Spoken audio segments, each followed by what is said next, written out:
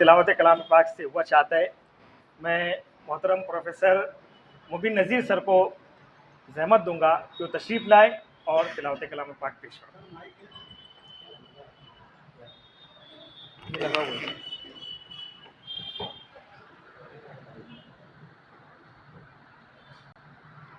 أعوذ بالله من الشيطان الرجيم بسم الله الرحمن الرحيم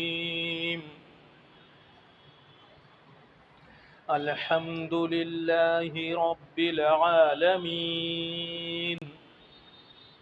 الرحمن الرحيم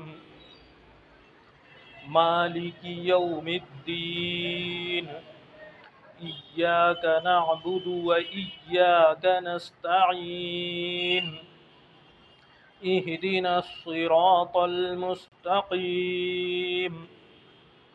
صراط الذين أنعمت عليهم غير المغضوب عليهم ولا الضالين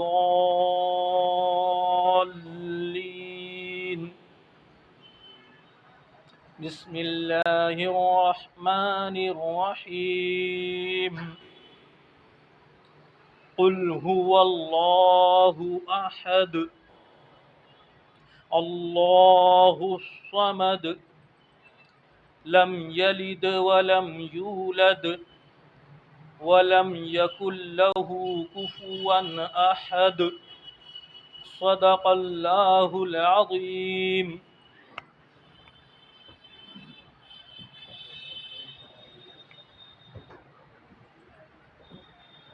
सुभान अल्लाह। तिलावत कलाम पाक से आज की इस नशिस्त का आगाज़ हुआ। आइए मेरे कारवां का इंतखाब करते चले।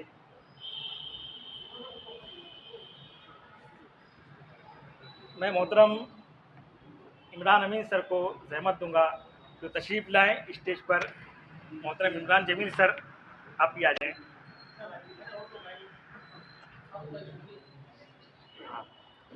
मेरे कारवां के इंतखाब के लिए मैं मोहतरम हारून अख्तर साहब, सदर अंजुमन मुहिब्बान अदब, तशरीफ़ लाएं और मेरे कारवां का इंतखाब करें।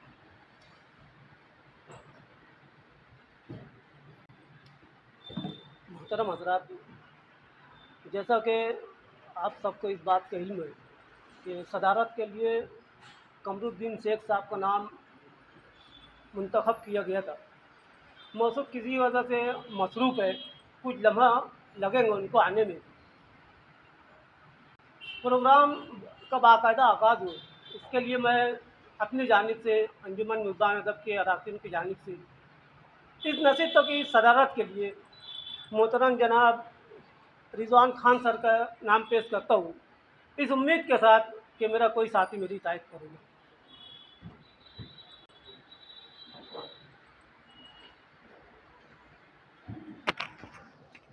आज की इस अफसानवी नशिस्त की सदारत के लिए अंजुमन के सदर हारून अख्तर साहब ने जिस शख्सियत का नाम पेश किया है, मैं उनकी पुरज़ोर अल्फाज में तायद करता हूँ और इजाज़त चाहता हूँ। अस्सलाम वालेकुम।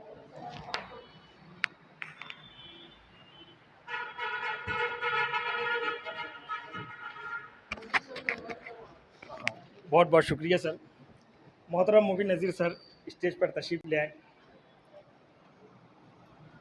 जैसा कि दावतनामों के ज़रिए आप लोगों को इल्म है कि आज की ये अफसाने नशिस्त जिसमें 2 अफसाने और उन पर तज्ज़िया पेश किया जाएगा, इसी के साथ ही हमारे पास में ऐसे 4 मेहमानान किराम हैं जिनका इस्तकबाल भी किया जाना है और उनके मुताल्लिक मुख्तसर में मैं चाहूँगा कि अगराज़ व मकासिद मोहतरम प्रोफेसर मुबीन नज़ीर सर यहाँ पर पेश फरमा दें कि किन वजूहात की बिना पर इन साहिबान एजाज़ का यहाँ पर इस्तकबाल किया जा रहा है।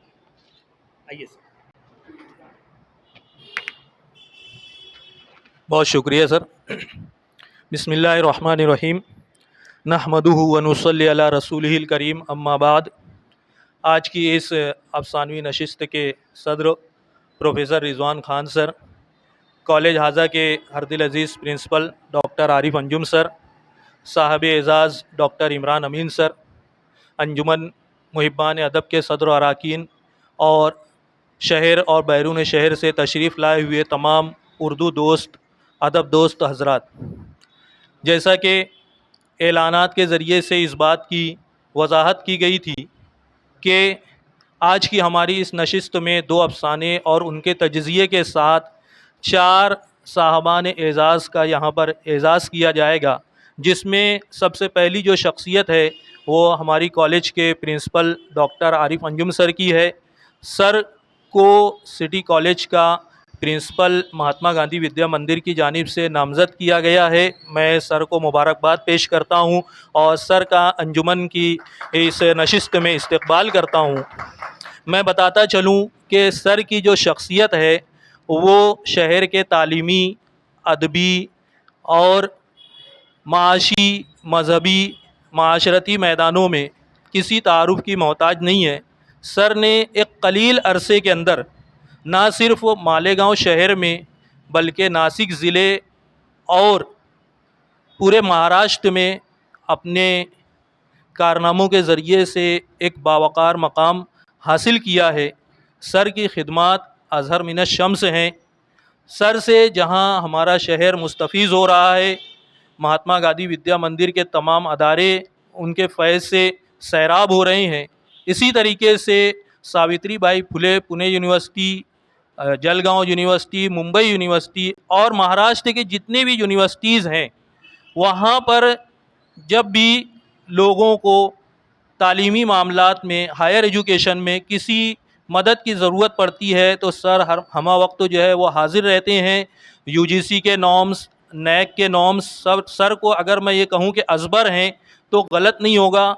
और अभी जो सिटी कॉलेज का नैक का रिसाइकल हुआ उसमें कॉलेज को B++ जो ग्रेड मिला है उसमें सर का सबसे बड़ा हिस्सा है। आज हम देखेंगे कि शहर में किसी भी कॉलेज को B++ ग्रेड नहीं मिला है। मालेगांव में बहुत बड़े बड़े कॉलेजेस हैं, लेकिन आप देखेंगे कि किसी भी कॉलेज को B++ ग्रेड नहीं मिला है। तो ये सर का डिवोशन है, सर की मेहनतें हैं कि सिटी कॉलेज को ये एज़ाज़ मिला।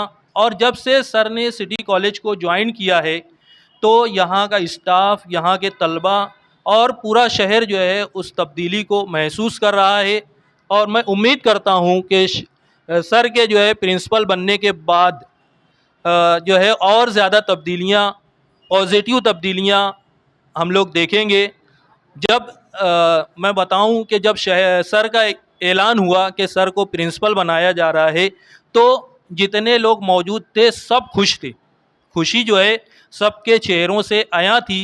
ऐसा लग रहा था कि भाई उनको खुद को प्रिंसिपल बना दिया गया है। ये जो है सर की शख्सियत है। हमारे दूसरे साहबे एज़ाज़ हैं doctor Imran Amin sir. Imran Amin sir की शख्सियत भी किसी तारुफ की मोहताज नहीं है। ज़बान व अदब और तालीम व ताल्लुम का एक अच्छा, मशहूर और मोतबर नाम है। सर मालेगांव से मुंबई तक अपनी तालीमी और अदबी खिदमात के लिए जाने जाते हैं। इसी तरीके से कम्पिटिटिव एग्ज़ाम के प्रिपरेशन के लिए और डिस्टेंस एजुकेशन में सर की अपनी खिदमात रही हैं। अभी भी जब मैंने सर को कॉल किया तो सर ने कहा कि सर मेरा ऑनलाइन लेक्चर है, मैं लेक्चर को एडजस्ट करके नशिस्त में पहुंचने की कोशिश करता हूं। तो यहाँ पर हैं लोग वेकेशन एंजॉय कर रहे हैं, उसके बावजूद सर का जो है तालीमी सिलसिला जारी है, अपना फैज़ जो है सर लुटा रहे हैं। हमारे आज के सदर मोहतरम कमरुद्दीन शेख सर तशरीफ़ लाए। मैं सिटी कॉलेज की जानिब से, अंजुमन मुहिब्बान अदब और तमाम हाज़रीन की जानिब से सर का इस्तकबाल करता हूँ, सर को खुशामदीद कहता हूँ। हमारे अगले जो साहबे एज़ाज़ हैं वो निदा फ़ारूकी साहब हैं।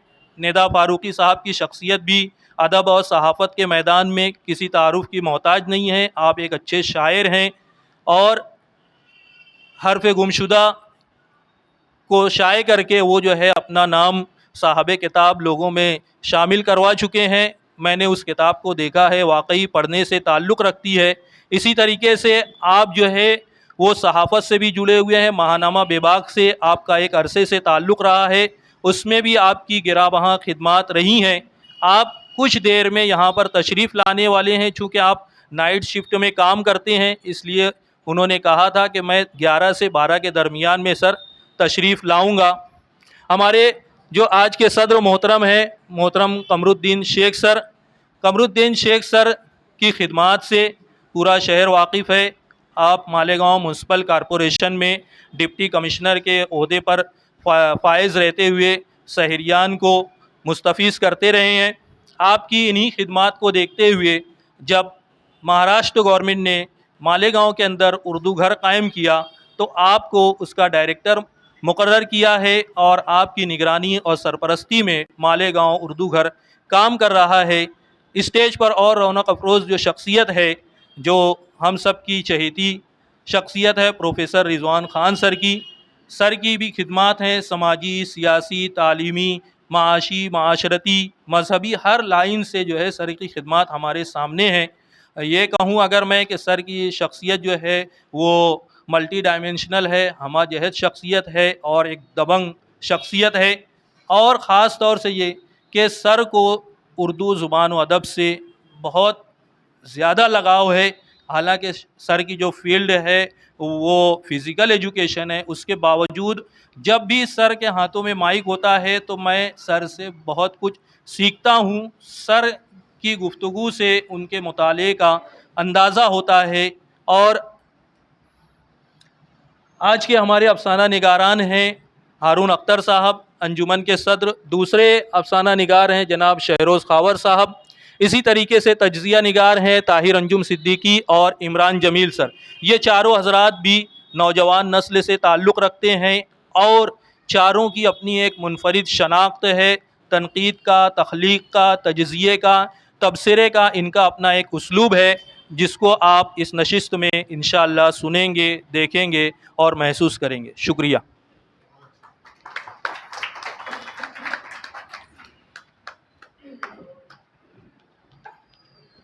हमारे चौथे साहिब एजाज़ डॉक्टर मुबिन नज़ीर साहब शहर अजीज़ में सबसे ज़्यादा मुतहर्रिक हैं उर्दू अदब के मुतालिक, और इस कॉलेज में भी आपकी खिदमत है। तलबा को ज़ुबान व अदब सिखाने के ताल्लुक़ से जो आपकी खिदमत है, अभी एक पोस्ट देखने में आई कि आपने सिटी कॉलेज के अलावा मालेगांव सीनियर कॉलेज में भी वहाँ के तालबात को सहाफ़त और दीगर फ़ारसी ज़ुबान व अदब के मुतालिक अपना लेक्चर दिया। नहायत मुतहर्रिक शख्सियत जिन्हें डेवलपिंग टीचर एवार्ड से सरफराज किया गया। अंजुमन मुहिब्बान अदब और सिटी कॉलेज की जानिब से आज आपका भी इस्तकबाल यहाँ पर किया जाएगा। बहुत बहुत शुक्रिया। इससे पहले कि यहाँ अफसाने और तज्ज़िये पेश किए जाए, हमारे सदर साहब का ऐसा कहना है कि पहले हमारे मेहमानान किराम का इस्तकबाल कर दिया जाए, साहिबान एजाज़ का। तो सबसे पहले मैं मोहतरम कमरुद्दीन शेख साहब जो आज की हमारी नशिस्त के सदर हैं, उनके इस्तकबाल के लिए मैं सदर अंजुमन मुहिब्बान अदब मोहतरम हारून अख्तर साहब को ज़हमत दूंगा जो तशरीफ़ लाएँ और हमारे सदर मौसूफ़ की खिदमत में शाल और गुल का नजराना पेश करेंगे।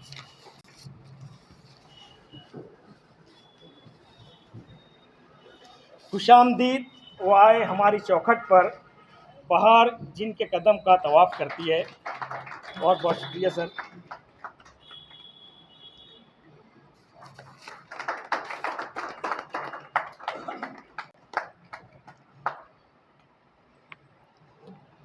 सिटी कॉलेज के प्रिंसिपल मोहतरम डॉक्टर आरिफ अंजुम सर, जिनके मुतालिक यहाँ तफसीली तौर पर मोहतरम मुबिन नज़ीर सर ने आपका तारुफ पेश किया, आपका भी यहाँ पर इस्तकबाल किया जाता है। मैं मोहतरम रिजवान खान सर को ज़हमत दूंगा कि वो हमारे प्रिंसिपल डॉक्टर आरिफ अंजुम साहब का इस्तकबाल करें। अरे सर आप भी हमारी सरपरस्त है और सिटी कॉलेज के इश्तराक से तो ही हो रही है नशिस्तें। सर बोले हम लोग की स्टाफ के एक ही स्टाफ है।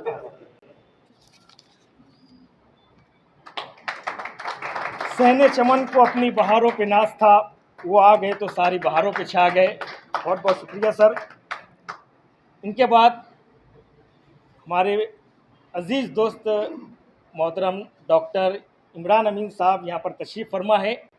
आपके इस्तकबाल के लिए मैं मोहतरम मुबीन नज़ीर सर को दावत दूंगा कि वो मोहतरम इमरान अमीन सर का इस्तकबाल करें। महफिल में चार चांद लगाने के बावजूद जब तक ना आप आए उजाला ना हो सका। बहुत बहुत शुक्रिया सर।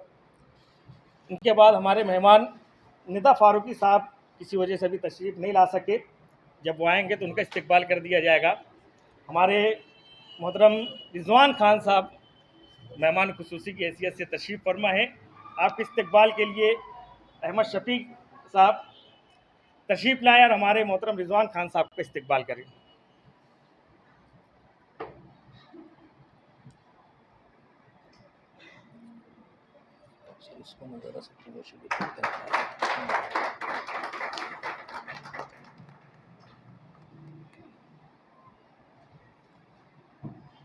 अगले साहिब एजाज़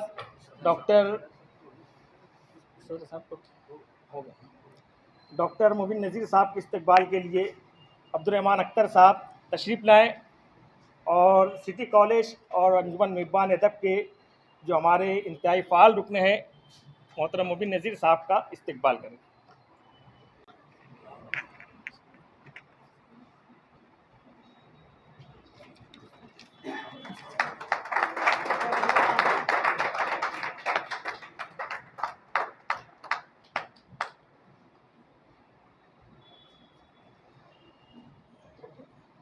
तमाम ही मेहमानान किराम साहिबान एजाज़ का सिटी कॉलेज अंजुमन मेज़बान अदब और हम तमाम ही हाज़रीन की जानिब से इस्तकबाल और शुक्रिया अदा किया जाता है। अब आइए अफसानवी नशिस्त आरिफ सर। हमारे मेहमान ख़ास प्रिंसिपल सिटी कॉलेज मोहतरम आरिफ अंजुम सर, मैं उन्हें ज़हमत दूंगा कि वो तशरीफ़ लाए और अपने तासुरात पेश करें। फिर उसके बाद में अफसानवी नशिस्त का सिलसिला बाकायदा शुरू किया।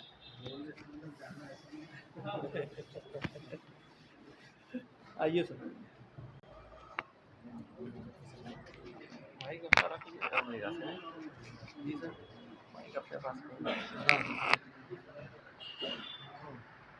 आज के प्रोग्राम के सदर कमरुद्दीन सर और साहिब एजाज़ और आए हुए तमाम ही मेहमान, सबसे पहले जो है मुझे तो बहुत इस चीज़ की खुशी है कि तकरीबन 1-1.5 साल पहले जब हम लोगों ने इस चीज़ को शुरुआत किए थे और जो भी सिटी कॉलेज की जो टीम काम कर रही है, ख़ास तौर पे इस चीज़ को शुरू होने में रिजवान खान सर और मुबीन नज़ीर सर का काफ़ी इसमें अहम रोल रहा। हम लोगों ने ये कोशिश की है कि कॉलेज को सोसाइटी से, समाज से किस तरह जोड़ा जाए। चाहे वो अभी 2 दिन पहले रिजवान खान सर ने उनके मिसिंग ग्रुप और पुराने अलमनस का एक प्रोग्राम रखा, उसमें कॉलेज के भी टीचर्स को इनवाइट किया गया, चाहे ये प्रोग्राम हो गया। तो कॉलेज आप सभी जानते हैं, यहाँ बहुत से लोग बैठे हुए हैं वो सिटी कॉलेज से पढ़े हुए हैं और ये चीज़ रहा है कि सिटी कॉलेज ने मालेगांव शहर को क्या दिया, लेकिन अब हम लोग ये चाहते हैं कि जो कॉलेज ने शहर को जो दिया हुआ है और जो असासा जो शहर में चल रहा है, अब वो कॉलेज को कोई चीज़ देवे। और हम लोग, मुझे इस चीज़ की बड़ी खुशी है कि कॉलेज की जो भी क्लासरूम है, जो सारी चीज़ जो एक ऐसी चीज़ के लिए इस्तेमाल की जा रही है जो कि बोलना चाहिए कि समाज में इसकी बहुत हद तक की ज़रूरत है। अभी कल ही हम जब बात करें, रिजवान खान सर ने कहा कि यही प्रोग्राम कहीं दूर होता होगा, इधर होता होगा, लेकिन यही प्रोग्राम किदवाई रोड पर होता है तो इसकी एक अहमियत होती है। और मुझे तो बहुत ज़्यादा अदब से एक इंटरेस्ट नहीं है, मैं तो साफ कहता हूँ, लेकिन उर्दू अदब की खिदमत करने का जज्बा मुबीन सर ने, रिजवान सर, हम लोगों ने लेकर लगे हुए हैं कि किस तरह किया जाए। ख़ास तौर पे मुबीन नज़ीर सर ने, ख़ास तौर पे हम लोगों ने जो है रोज़गार और उर्दू का जो एक मसला रहा है, हमेशा ये चीज़ रही है कि जो उर्दू के अदब में जुड़ता है तो उसको बोला जाए कि वो उसको रोज़ी किस तरह कमाएगा। तो इस पे हम लोगों ने बहुत चर्चा किया और इसीलिए कॉलेज में हम लोगों ने जो है certificate course in Urdu journalism शुरू किया। कि ये चीज़ के लोग जो ये कहें कि यार भैया उर्दू अदब से जुड़ना है तो भैया इसके पास कोई रोज़ी नहीं रहेंगे, नहीं ऐसा नहीं है। तो जो रोज़गार के मौके बच्चों को किस तरह मुहैया कराए जाए, इसके लिए हम लोगों ने बहुत हद तक मेहनत की है और उसमें मुबीन नज़ीर सर ने उसमें बहुत अहम रोल अदा किया। हम लोगों ने बहुत सारे बच्चों को इस तालीम से बताया।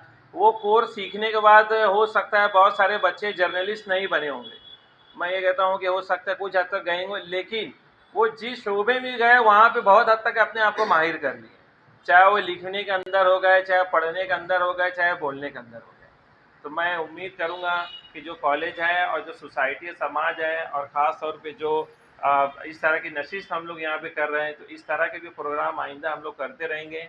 और आए हुए तमाम लोगों से भी मैं एक रिक्वेस्ट गुजारिश करूँगा कि आप लोग भी आप अपने मुफीद मशवरे देकर जाएँ कि किस तरह और जो है कॉलेज का सोसाइटी समाज के साथ में और रिलेशन बढ़ाया जाए और इसका इस्तेमाल भरपूर ज़्यादा से ज़्यादा किया जाए।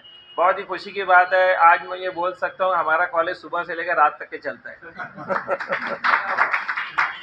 एक खुशी की बात है, यही तो कॉलेज बंद रहेगा, कमरा बंद रहेगा। बल्कि मैंने अभी मुबीन सर ने मुझे बार बार बुलाया है, लेकिन मेरे लिए ऐशाबाद कहीं जाना काफ़ी मुश्किल होता है।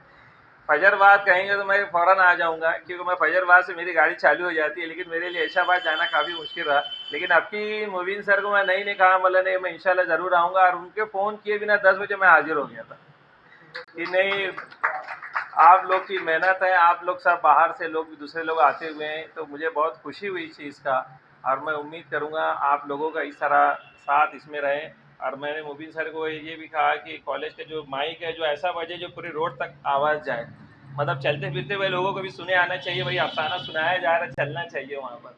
तो माइक रिकॉर्डिंग तो कर रहे हैं, तो इंशाल्लाह आने वाली नशिस्त में मुबीन सर जो एक माइक का भी अच्छी तरीके से निज़ाम रखेंगे। मतलब कम लोग होते हैं, अपना हो जाता है इसमें समझ, लेकिन मेरा ये बोलना है रोड पे चलने वाला भी सुनना चाहिए कि यहाँ क्या चल रहा है, क्योंकि कोई चीज़ चल रही है, हमको सुनना चाहिए चल के। तो ऐसे बहुत से लोग आ जाते हैं यहाँ पर। तो इंशाल्लाह और इसमें चीज़ें और हम लोग इम्प्रूव करने की कोशिश करेंगे। और आप सभी लोगों का जो है मैं शुक्रिया अदा करता हूँ कि आप लोगों ने कॉलेज में आए और इस चीज़ से जुड़े हुए हैं और इस चीज़ को अच्छी तरीके से मजबूत किया जाए। देखिए, आप लोगों की जो नस्ल है अभी, खास तौर पे मैं मेरा पर्सनल ऑब्जर्वेशन कह रहा हूँ, ये आप लोगों की जो नस्ल है, ये मुझे ऐसा लगता है कहीं नज़र आती है कि कहीं आखिरी नस्ल तो नहीं है। आने वाली जो हमारी नस्ल है उनको अदब, उर्दू अदब, इससे इंटरेस्ट ही नहीं रह गया। मतलब वो क्लास के अंदर कुछ 2-4 बच्चे तो ऐसे रहते हैं जो कि पीछे पड़ा होता, सर मेरा शेर सुन के ही जाओ, सर मेरा कुछ न कुछ सुनो ही। लेकिन वो ऐसा लगता है कि बच्चे ही ख़त्म होते चले जा रहे हैं। लेकिन ऐसी जब नशिस्त जब तय की जाएगी तो बच्चों में ये कल्चर डेवलप होगा और इस चीज़ को बढ़ना चाहिए। हम देख रहे हैं कि भाई इसमें इजाफा होते चलना चाहिए। और मुझे जैसे सर ने कहा अभी भी बहुत सारे यंग जो है उसमें शामिल हैं, लेकिन और आने वाली जो नस्ल है वो भी इसमें शामिल होते चलनी चाहिए। हमको सिर्फ जो है एक पढ़ाई और तालीम का हम सिर्फ रोज़ी से जो जोड़ के रखे, ये चीज़ नहीं होनी चाहिए। जैसे मैं अलमनाई प्रोग्राम में सर से रिजवान खान सर कहा कि प्रोफेसर अमानुल्लाह खान सर की उनकी ख़ास बात ये रही है, उनके जितने भी स्टूडेंट रहे हैं वो सब के सब आधे से ज़्यादा शायर नहीं तो अदब से जुड़े हुए हैं। चाहे वो रिजवान सर चाहे पॉलिटिशियन हो चाहे स्पोर्ट्स है, लेकिन वो भी शेर शायरी और अदब की बात कहता है, उनका इंटरेस्ट रहता है। सर की मसरूफियत रहती है, लेकिन 2 दिन पहले से मुझे बोल रहे हैं सर अपना 10 तारीख का 20 तारीख का प्रोग्राम है, सर अपना प्रोग्राम है। तो ये इंसान का इंटरेस्ट दिखाता है। हो सकता है कॉलेज के दूसरे प्रोग्राम में सर इतना इंटरेस्ट नहीं दिखाते लेकिन जो ये प्रोग्राम के लिए 2 दिन से सर की चर्चा चल रही है कि सर 20 तारीख को अपना प्रोग्राम है, तो एक ये खासियत थी कि भाई अदब से हर इंसान जुड़ा हुआ रहे, भाई चाहे वो कॉमर्स का टीचर हो, चाहे आर्ट्स का हो, चाहे पॉलिटिक्स का हो। मतलब सर के प्रोग्राम में मैं गया था, जो माइक लेता है लगता है माइक छोड़ेगा ही नहीं, चाहे वो इंडस्ट्रियलिस्ट हो, चाहे वो इंडस्ट्रियलिस्ट है, चाहे सनत से जुड़ा हुआ, उसका अदब से उर्दू से कोई लेना देना नहीं है। तो एक ये कल्चर और डेवलप होना चाहिए और हमारी कौम के बच्चे इसमें और आने चाहिए, नई नस्ल आनी चाहिए। मैं मुबीन सर से ये गुजारिश करूँगा कि आने वाले वक्त में ऐसे बच्चों को बोला जाए यहाँ आके पेश करो। ना ही सिटी कॉलेज के बच्चे एक दावतनामा बनाकर जो है ना मालेगांव शहर के जहाँ जितने भी सीनियर कॉलेज हैं वहाँ एक दावतनामा दिया जाए कि जो भी बच्चे हैं अफसाना लिखे होंगे या यहाँ आकर शामिल हो तो उनको भी बढ़ाया जाए, ताकि आप लोग जो एक असासा यहाँ जो बैठा हुआ है इसका इस्तेमाल जो नई नस्ल वो करे और आप लोगों में जो इल्म है और आप लोगों में जो चीज़ें हैं वो नई नस्ल में वो चीज़ जाए। हमको सिर्फ जो है उर्दू और तालीम को रोज़ी से जोड़कर बिल्कुल नहीं देखना चाहिए। एक जो अदब का जो हम लोगों के असासा है और हम लोगों को इसको बचाना है, और हम जब भी बचा सकते हैं जब नस्ल दर नस्ल हम इसको ट्रांसफ़र करेंगे। तो उम्मीद करूंगा कि आने वाले जब हमारा प्रोग्राम होगा तो कॉलेज के बच्चे इसमें शामिल रहे, दूसरे कॉलेज के भी बच्चों को शामिल किया जाए और इसको बेहतर तरीके से और मजबूत करने की हम लोग कोशिश करेंगे। मैं एक बार फिर आप लोगों को बहुत शुक्रिया अदा करता हूँ, आप लोगों ने मुझे इसमें बुलाया और एजाज़ दिया, शुक्रिया, बहुत बहुत शुक्रिया।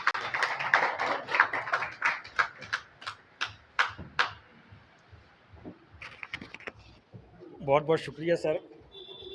सर ने अपने तासुरात में जहाँ बहुत सारी बातों का जिक्र किया, सिटी कॉलेज वाकई सिटी कॉलेज की सर की मोहतरम प्रोफेसर रिजवान खान सर की, मुबिन नज़ीर सर की खिदमात हैं और रोज़ अव्वल से ही इनकी जो कोशिश रही है कि यहाँ के जो तलबा तालिबात तो नहीं तलबा यहाँ पर शरीक हों, और पिछली नशिस्तों में हाजिर भी हुए कुछ तलबा, लेकिन अभी कमेटी आने वाली थी, इस वजह से जो कुछ तात्तुल का शिकार हुआ यहाँ पर, तो अभी वो सिलसिला दोबारा इंशाल्लाह होगा।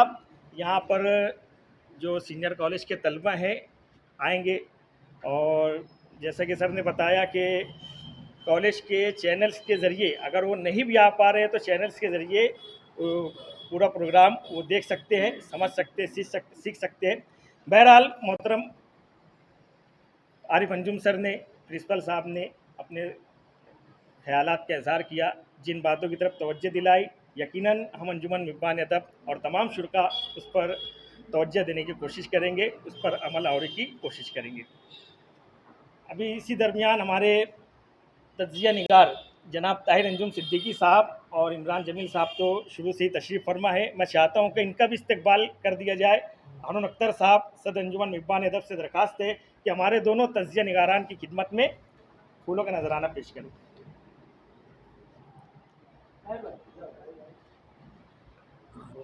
स्टेज पर बुला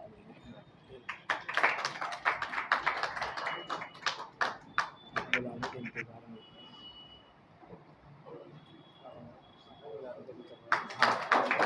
अफसाना निगारान जनाब हारून अख्तर और जनाब शहरोज़ खावर साहब, इनका भी इस्तकबाल किया जा रहा है। मोहतरम प्रोफेसर मुबिन नज़ीर साहब से दरख्वास्त है कि हमारे दोनों अफसाना निगारान की खिदमत में फूलों का नजराना पेश करें।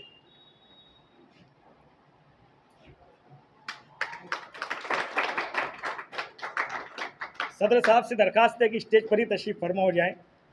हारून अख्तर साहब।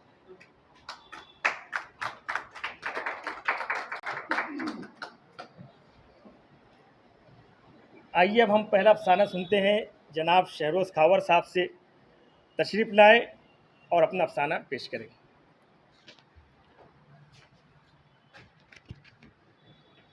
अस्सलाम वालेकुम सर, इजाज़त।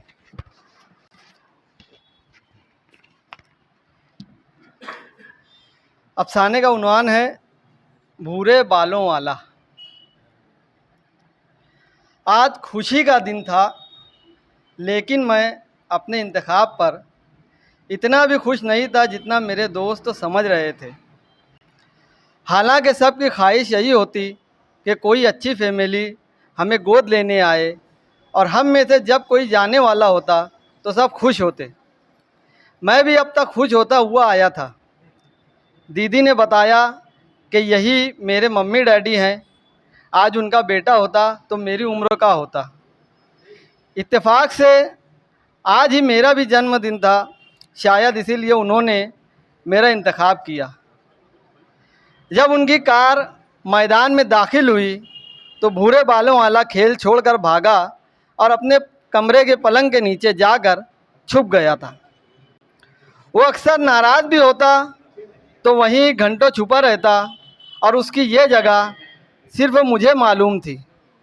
वो तो किसी के हाथ नहीं लगा, लेकिन इस बार कई बच्चों को फैमिली के सामने पेश करने की बजाय अकेले मुझे ही खड़ा कर दिया गया।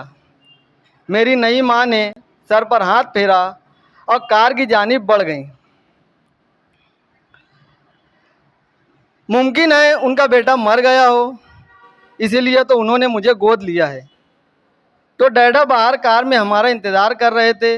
दीदी से रुख्सत लेकर जब हम मरकज़ी हॉल से बाहर की तरफ बढ़े तो मेरे दोस्त मुझे जाता हुआ देख रहे थे, लेकिन मैंने पीछे मुड़कर देखना मुनासिब नहीं समझा।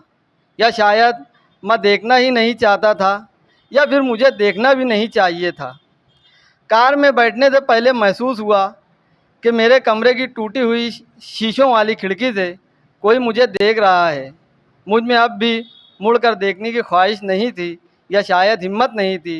ज़रूर वो भूरे बालों वाला रहा होगा। मैं एक फैमिली का हिस्सा बनने वाला था, लेकिन वैसे नएपन का एहसास नहीं हुआ जैसा मेरा गुमान था। मैं नहीं जानता कि मेरा बाप कौन था या मेरी माँ कहाँ है। ऐसा मैं अकेला नहीं हूँ, बहुत सारे बच्चे हैं, इसीलिए शायद इस महरूमी के एहसास में उतनी शिद्दत नहीं है। ऐसा होना मेरे हक़ में अच्छा ही है, क्योंकि मैं जब भी बुरे बालों वालों से बात करता तो उदास हो जाता। वो कुछ महीनों पहले ही यहाँ आया था, वो खुद ही आया था। दीदी ने बहुत समझाया कि माँ बाप के बीच लड़ाइयाँ होती रहती हैं, लेकिन वो नहीं माना। उसने मन्नतें की और ख़ानदान और रिहाइश की तफसीलात बताए बगैर हम लोगों के साथ रहने के लिए ज़िद करने लगा। यहाँ तक कि खुद का नाम भी नहीं बताया। जब वो सदर दरवाजे से हिचकिचाते हुए दाखिल हुआ था तो दीदी ने उसे ए भूरे बालों वाले कहकर अपनी तरफ बुलाया था। उसने नाम के कॉलम में वही लिखवा दिया। 2-4 रोज़ दीदी ने पुलिस स्टेशनों में बच्चों की गुमशुदगी की रिपोर्ट की, जांच पड़ताल करवाई और फिर हमेशा की तरह अपने काम में मसरूफ़ हो गई। ऐसे कई और बच्चे हैं जो वालिदैन में से किसी एक के मर जाने या तलाक हो जाने और दूसरी शादी की वजह से यहाँ पहुँचा दिए गए हैं। उनका रवैया भी कमोबेश भूरे बालों वालों की तरह होता है। खैर, अब तो मैं उनमें से नहीं रहा। बस यही दुआ है कि मेरे वालिदैन भूरे बालों वाले के माँ बाप की तरह ना हो। कार शहर से बाहर जाने वाली सड़क पर चल पड़ी। आधे घंटे में हम शहर की घनी आबादी से दूर आ चुके थे। अब घरों के दरमियान फासले ज़्यादा थे। कार कच्ची सड़क पर मुड़ गई और कुछ ही देर में एक अहाते में दाखिल हो गई। बहुत बड़ा तो नहीं, मगर हवेली नुमा घर था। ज़्यादा हिस्सा खुली जगह पर मुश्तमिल था। कुछ खिड़कियों के शीशे टूटे हुए थे। दाएं जानिब चंद कुर्सियां और एक टेबल ऐसे रखे हुए थे जैसे कई बरसों से उनके लिए वही जगह मुख्तस कर दी गई हो। ग्राउंड फ्लोर की दीवारें पत्थर की थीं और ऊपरी हिस्से में लकड़ी इस्तेमाल की गई थी। घर में दाखिल होते ही हॉल था। हॉल से लगकर एक बेडरूम और बेडरूम के बाद किचन। बाईं तरफ चौड़ा जीना था। जीने पर लाल कालीन बिछी हुई थी। शोकेस में बहुत सारे सामान के साथ कुछ मेडल और असनाद भी थी। ऊपर का हिस्सा 3 कमरों और दालान पर मुश्तमिल था। मुझे एक कमरा दे दिया गया। मेरा कमरा सजा हुआ था। मुमकिन है मेरे जन्मदिन की वजह से सजा हो। मम्मी ने खिलौनों की तरफ इशारा करके कहा, यह सब तुम्हारा है। डैडा ने तुम्हारी छोटी मोटर कार भी लाने का वादा किया है और नया बेड भी। ठीक है, अब तुम जल्दी से फ्रेश होकर नीचे खाने के लिए आ जाओ। बेड का जिक्र होते ही मेरा ध्यान पलंग के नीचे गया। दिल चाहा कि झांक कर देखूं, कहीं भूरे बालों वाला यहाँ छुपा ना हो, लेकिन वो तो वहीं छूट गया है, मेरी दीदी के पास। मैं खाने के लिए जीने से उतर रहा था। मम्मी और डैडी टेबल पर बातें कर रहे थे। मुझे देखते ही चुप हो गए। फिर दोनों ने एक दूसरे को मुस्कुरा कर देखा और मम्मी ने मुझे बैठने का इशारा किया। खाने के टेबल की अजीब कैफियत थी। वक्फे वक्फे से तीनों की नज़रें एक दूसरे से ऐसे टकराती जैसे कोई कुछ कहना चाहता है, लेकिन दूसरे ही लम्हे मुस्कुराहट के साथ बात टल जाती। खाने से फारिग होकर जाते हुए डैडी ने मेरे सर पर हाथ फेरा था और मम्मी गहरी सोच में डूब गई थी। डैडी ऑफिस चले गए। मैंने उन्हें अपने कमरे से जाते हुए देखा था। खिड़की से अपना हाथ भी हिलाया था। शायद उन्होंने भी मुझे देखा हो, या शायद देखना मुनासिब ना समझा हो, या शायद इतनी उजलत में देखना भी नहीं चाहते थे। उनकी कार नज़रों से ओझल हुई तो मुझे कमरे में आहट सुनाई दी। ओह, ये तो मम्मी है। मम्मी मेरे पास आकर बैठ गईं। कुछ देर खिड़की से बाहर देखती रहीं, फिर समझाते हुए कहा, तुम हमें छोड़कर कभी मत जाना। तुम्हारे डैडा भी तुम्हें उतना ही चाहते हैं। कोई प्रॉब्लम हो तो बताना, ठीक है? और हाँ, छुट्टियां ख़त्म होते ही नई स्कूल में तुम्हारा एडमिशन भी हो जाएगा। इतना कहकर मम्मी अपने कमरे में चली गई। मुझे बहुत अजीब लगा, बिल्कुल वैसा ही जैसा भूरे बालों वाला महसूस करता था।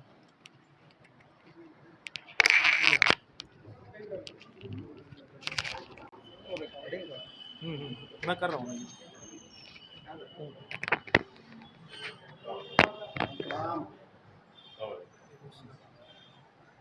बिल्कुल वैसा ही जैसा भूरे बालों वाला महसूस करता था। उसकी मम्मी भी तो ऐसी ही थी। उसने बताया था कि मम्मी खोई खोई रहती थी। अक्सर डैडा की बातों का जवाब न देने की वजह से लड़ाई होती थी। जब तक वो लोग फ्लैट में रहते थे, भूरे बालों वालों के कई दोस्त थे, लेकिन नए मकान में शिफ्ट होने के बाद कोई नया दोस्त नहीं बन सका। स्कूल के दोस्त भी छूट गए थे। किसी नई स्कूल में एडमिशन होने वाला था, लेकिन वो घर के माहौल से घबरा कर हम लोगों के पास आ गया था। डैडा रात देर को घर आते और सुबह जल्दी चले जाते। छुट्टी करो तो मेरे साथ खेलते थे। हमारे खेल में मम्मी भी कभी कभी शरीक होती। मम्मी का ऑफिस घर में था, यानी वो घर ही से ऑनलाइन काम किया करती थी। घर की खामोशी का अजीब असर था कि मैं इतने दिनों में मम्मी या डैडा से उनके काम की नौयत भी नहीं पूछ सका। मैं पूछ कर भी क्या करता, इतनी हिम्मत भी नहीं थी कि कोई सवाल करता। कई मर्तबा डैडा को मम्मी पर चीखते हुए देखा था, अपने कमरे से छुप कर देखा था। जब ज्यादा देर हो जाती तो मम्मी भी उतनी ही शिद्दत से चीख चीख कर जवाब देती। कभी रात में देर से आने पर नोक-झोंक, कभी डैडी के कपड़े की खुशबू पर झगड़ा, कभी मम्मी का फोन ज्यादा देर इंगेज बताने पर लड़ाई। सब कुछ वैसा ही हो रहा था जैसा भूरे वालों के साथ होता था। मुझे अब डर लगने लगा था। हालांकि दीदी ने समझाया था कि वक्त के साथ इंसान में तब्दीली आती है। सारे मम्मी पापा एक जैसे नहीं होते। काश ये बात सच होती। झगड़ा कितनी भी शिद्दत से जारी हो, लेकिन मेरे सामने आते ही दोनों चुप हो जाते थे। आज छुट्टी का दिन था। सुबह से ही तू मैं जारी थी। मेरे होते हुए भी फिक्रे उछाले जा रहे थे। मैं अपने कमरे में चला गया। अब आवाज और तेज हो गई। आज की लड़ाई में मेरी तरफ इशारा करके दोनों ने कई बातें कही, लेकिन आज का मुद्दा मेरी समझ से बाहर था। बेचैनी बढ़ी तो मैं दरवाजा थोड़ा सा खोल कर आवाज पर गौर करने लगा। डैडा ने कई बार कहा, न जाने किसकी औलाद है, और मम्मी रो रो कर कहती रही, आखिर कब तक शक करते रहो। मैंने दरवाजा मजबूती से बंद कर दिया। हाँ, मैं उनकी औलाद नहीं हूँ, मुझे कहीं से लाया गया है। जब भूरे बालों वाला अपने सगे माँ बाप के साथ नहीं रह सका, तो मैं कैसे रह सकता हूँ। मैं अपने पलंग के नीचे काफी देर तक छुपा रहा। डैडा के जाने के बाद मम्मी मेरे कमरे तक आई थी। उन्होंने दरवाजे पर दस्तक भी दी थी, लेकिन मैंने इरादा कर लिया था कि अब मैं यहाँ नहीं रहूंगा। दोपहर में जब लगा कि मम्मी किचन में है, तो चुपके से नीचे उतरकर जल्दी से घर से बाहर निकल आया और उसी तरफ चल पड़ा जहाँ से मैं आया था। जब मैं सदर दरवाजे से हिचकिचाते हुए दाखिल हुआ, तो ऐसा लगा कि यहाँ मेरा ही इंतजार हो रहा था। दीदी ने कहा, ए भूरे बालों वाले, इधर आओ। दीदी तो मुझे जानती थी और वो आंखों में देख कर ही सब कुछ समझ जाती थी। उसने मुझसे कोई सवाल नहीं किया। मुझे मेरा कमरा और मेरे दोस्त दोबारा मिल गए। भूरे बालों वालों को मैंने सारी कहानी सुनाई। वो खामोशी से मेरी बातें सुनता रहा, जैसे पहले मैं उसकी बातें सुनता था। मेरे यहाँ आए हुए 3-4 रोज हुए होंगे। हम मैदान में खेल रहे थे। गेट से एक वैसी ही कार दाखिल हुई जिसमें मुझे ले जाया गया था। मैं डर गया कि कहीं वो लोग फिर से मुझे लेने तो नहीं आ गए। मैं खेल छोड़कर भागा और जाकर अपने कमरे की पलंग के नीचे छुप गया। काफी देर तक कोई मुझे ढूंढ नहीं सका। जब बाहर आया तो मालूम हुआ कि कार में आए हुए लोग भूरे बालों वाले को अपने साथ ले गए।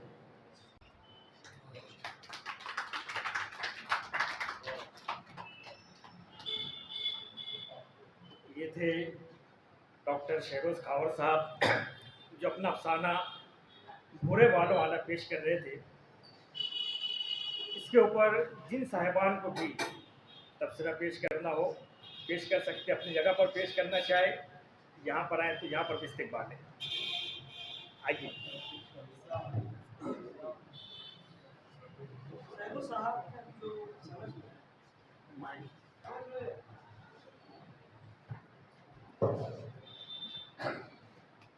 अभी सहरोज खावर साहब ने अफसाना सुना। पूरा अफसाना सुनने के बाद एक बात बड़ी अजीब महसूस हुई कि भूरे बालों वाला लड़का जिस घर से यहाँ भाग कर आया था, है ना, उसी घर के माँ बाप इसको लेकर जाते हैं। तो ये समझ में आएगा कि आप समझिए कि भाई वो बच्चों घर में आते हैं, उसको बच्चे को गोद लेकर जाते हैं, फिर वही हरकतें होती है जो बुरे वालों वाला बच्चा बताता है, तो सोचता है यार ये तो वही घर तो नहीं है, वो भी सोचता है। अब फिर क्लाइमेक्स में ये इन्होंने बताया कि ये भाग के जाता है वहीं पर अपने पुराने उसमें बच्चों के घर में, यहाँ वो रहता है। तो जब वो वही कार आती है, वैसी कार, तो ये पलंग के नीचे घुस जाता है। उसके बाद मालूम पड़ता है कि वो लोग बूढ़े बच्चे वालों वाले बच्चे को लेकर चले गए। इसका मतलब यह हुआ क्लाइमेक्स में कि वही लोग थे अपने बच्चे को वापस ले। तो मेरी समझ में ये नहीं आया कि माँ बाप अपने बच्चे को बजाय तलाश करने के लिए एक बच्चे को गोद क्यों ली? वो बुरे वालों वाला बच्चा वही कर रहा है ना, उसे तलाश करना चाहिए ना कि बच्चे नाराज होकर कहीं गया है, तो वो गोद क्यों लिए बच्चे? और जब वहां आए तो वो बच्चे को लेकर चले गए। मुझे जरा सा ये बात समझ में नहीं। बस ठीक है।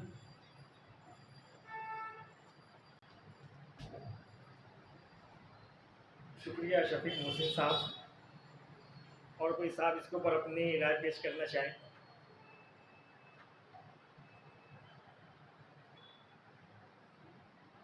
आइए अहमद नहीं भाई।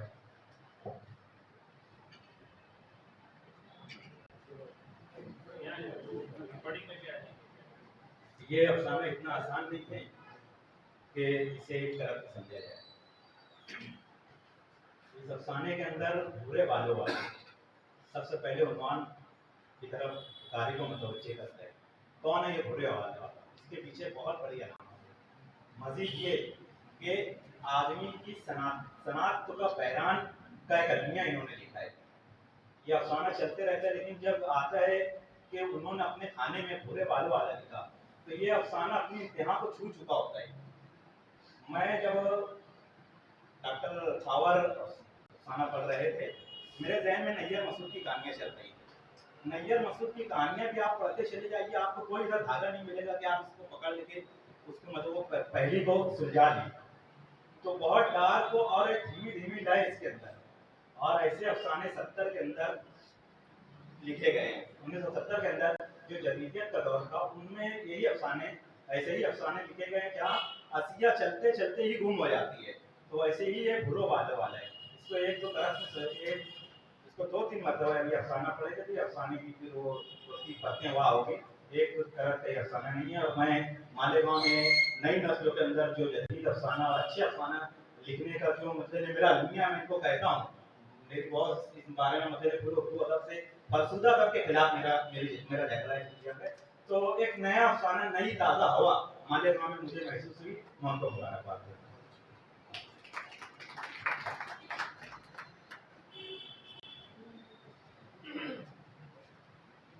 और कोई अगर कुछ करना चाहे तो माइक दे सकते हैं। वकील साहब हमारे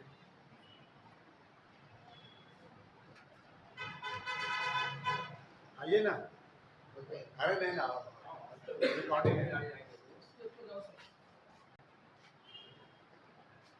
पहले तो शरद आवाज साहब ने अफसाना पढ़ा, बहुत अच्छा था। मैं उस पर आगे जाने के बाद बैठे थे, तो मैं यही बोला कि आखिर में यही होगा कि पूरे वाला वही से आया कि ये जाए। मैंने पहले लाइन में उनको बोल दिया था, लेकिन अफसाना पूरा होने के बाद ये नहीं समझ में आया कि पूरे वाला वहाँ से आया था कि नहीं आया था। उन्होंने बताया नहीं और कि हम बोल रहे हैं, उन्होंने नहीं बताया कि वो वहीं से आया था और वहीं गया। तो ये चीज जब नहीं है तो उसको समझने की कोई जरूरत नहीं। बहुत अच्छा वकील साहब।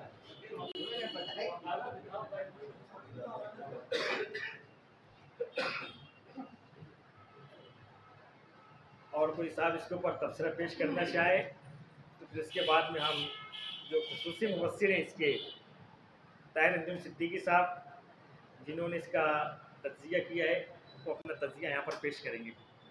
इससे पहले भी अगर कोई साहब इसके ऊपर अपनी राय पेश करना चाहे तो पेश कर सकते हैं। आइए ताहिर अंजुम सिद्दीकी साहब अफसाना भूरे वालों पर अपना तज्जिया पेश कर रहे हैं।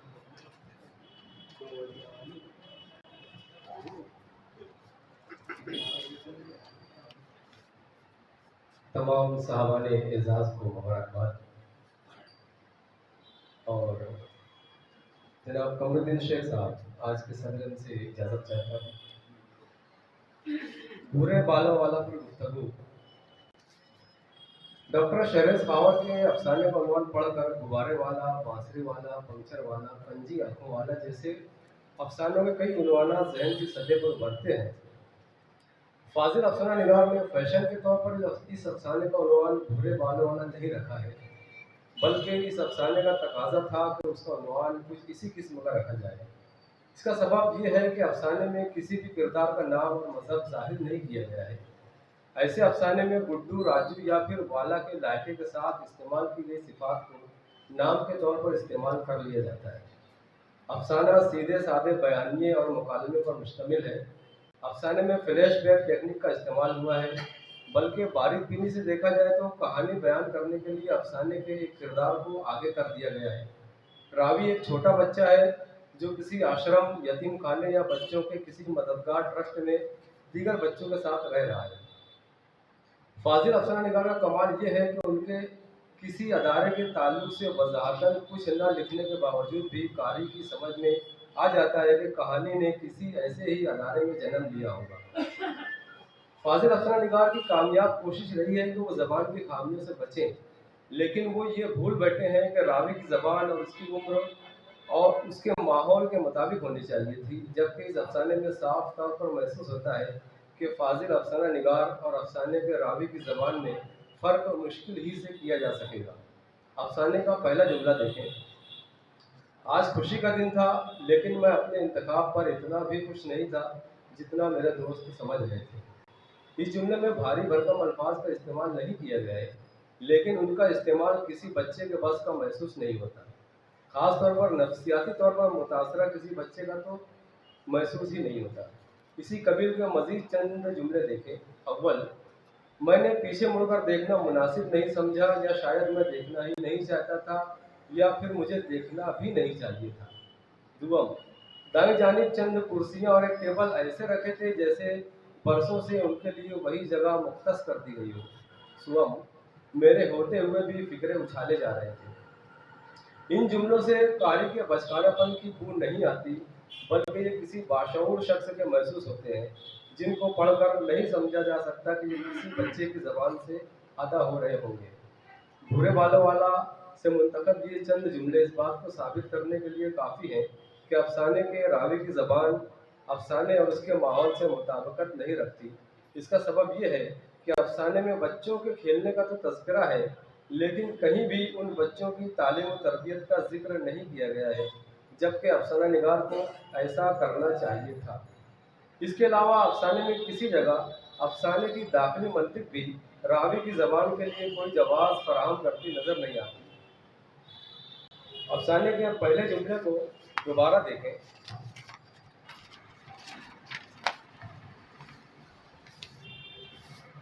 आज खुशी का दिन था, लेकिन मैं अपने इंतखाब पर इतना भी खुश नहीं था जितना मेरे दोस्त समझ रहे थे।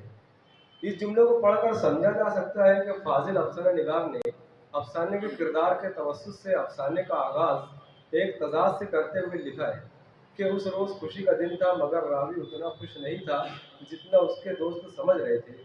लेकिन दोस्तों की इस समझ का कोई मंतकी जवाब अफसाने में मौजूद नहीं है, और अगर अफसाने के रावी के दिल में भूरे बालों वाले के वालिदैन की फितरत की वजह से गोद लेने वालों के ताल्लुक से ये खदशात पैदा हो गए हों कि कहीं वो भी बात बात पर लड़ाई करने वाले, सख्ती करने वाले और शक करने वाले न हो, तो फिर जुमले का पहला हिस्सा सवालिया निशान की जद में आ जाएगा और अफसाने का रावी खुद के गोद लिए जाने के दिन को खुशी का दिन नहीं कहेगा।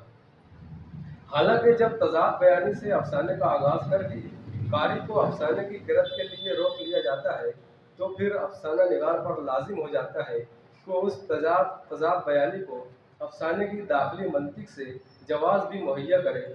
लेकिन भूरे बालों वाला की दाखिली मंतिक इस मामले में गूंगी साबित होती है। भूरे बालों वाला की कहानी एक यतीम बच्चे की कहानी है, जिसकी ओर से फाजिल अफसाना निगार ये बताना चाहते हैं कि वालिदैन की तू-तू मैं-मैं, लड़ाई झगड़े और शुकूक व शुबहात की वजह से बच्चों पर गलत असरात मुरतब होते हैं। बच्चों के अपने भी जज्बात व एहसासात होते हैं। अगर वो मजरूह हो तो फिर बच्चे बगावत और एहतजाज पर उतर आते हैं। चूँकि फाजिल अफसर निगार का ताल्लुक दरस व तदरीस से है, इसलिए उन्होंने बच्चों की नफ्सियात की बुनियाद पर अफसाने की इमारत खड़ी की है और बताया है कि मियाँ बीवी के नामुनासिब रवैयों की वजह से उनका अपना बेटा घर छोड़कर चला जाता है, जिसकी कमी पूरी करने के लिए वो दूसरे बच्चे को गोद लेते हैं, मगर वो भी उनके नफ्सियाती मसाइल का शिकार होकर भाग जाता है और फिर उन्हें अपने ही बच्चे को गोद लेना पड़ता है। इस अफसाने में कई मकामात ऐसे आते हैं कि अफसाने का उक़दा वक्त से पहले ही खुल जाता है और पढ़ने वाले समझ जाते हैं कि भूरे बालों वाला गोद लेने वालों का ही बेटा है। अफसाने की रावी की ज़बानी सबूत देखें। उनकी कार मैदान में दाखिल हुई तो भूरे बालों वाला खेल छोड़कर भागा और अपने पलंग के नीचे जाकर छुप गया। इस जुमले की रूह से भूरे बालों वाले का भागना ये साबित करता है कि वो अपने वालिदैन की कार को पहचान चुका था, इसलिए खेल छोड़कर भाग खड़ा हुआ। हालांकि यहाँ पलंग के नीचे जाकर छुपने का जो मंजर बयान किया गया है, उससे रावी के इख्तियारात पर सवालिया निशान आयद होता है, क्योंकि अफसाने का रावी तो खेलने की जगह पर ही मौजूद था। भला वो भूरे बालों वाले के पलंग के नीचे जा छुपने का मंजर कैसे बयान कर सकता है? अगर फाजिल अफसर निगार पलंग के नीचे छुप गया होगा का इस्तेमाल कर लेते तो बाद में इस्तेमाल शुदा जुमलों के इस्तेमाल का जवाब भी मिल जाता कि भूरे बालों वाला जब कभी नाराज़ या गुस्से में होता तो जाकर पलंग के नीचे छुप जाता था और वो जगह सिर्फ रावी को ही मालूम थी। इसी मकाम पर दूसरी पैराग्राफ में उस मंजर के बाद रावी के ख्यालात के इस इजहार से कारी को धोखा देने की कोशिश की गई है। मुमकिन है उनका बेटा मर गया हो। सवाल ये पैदा होता है कि क्या सिर्फ बच्चे के मरने पर ही लोग गोद लेते हैं? जवाब होना चाहिए नहीं, क्योंकि सिर्फ अपने बच्चे के मर जाने पर किसी दूसरे बच्चे को गोद नहीं लिया जाता, बल्कि औलाद का घर छोड़कर भाग जाना और औलाद का न होना भी गोद लेने का बड़ा सबब बनता है। चूँकि फाजिल अफसर निगार को खदशा था कि अगर वो इब्तिदा में भूरे बालों वाले के घर से भागने का तज़किरा कर बैठते तो अफसाना पहले ही खुल जाता, इसलिए उन्होंने अफसाना निगाराना फ़रेब का इस्तेमाल कर लिया है। अफसाने के रावी से जब गोद लेने वाले कहते हैं कि वो उन्हें छोड़कर कभी न जाए, तब भी अफसाने का तासुर ज़ाहिर होता नज़र आता है और साफ जाहिर हो जाता है कि उनका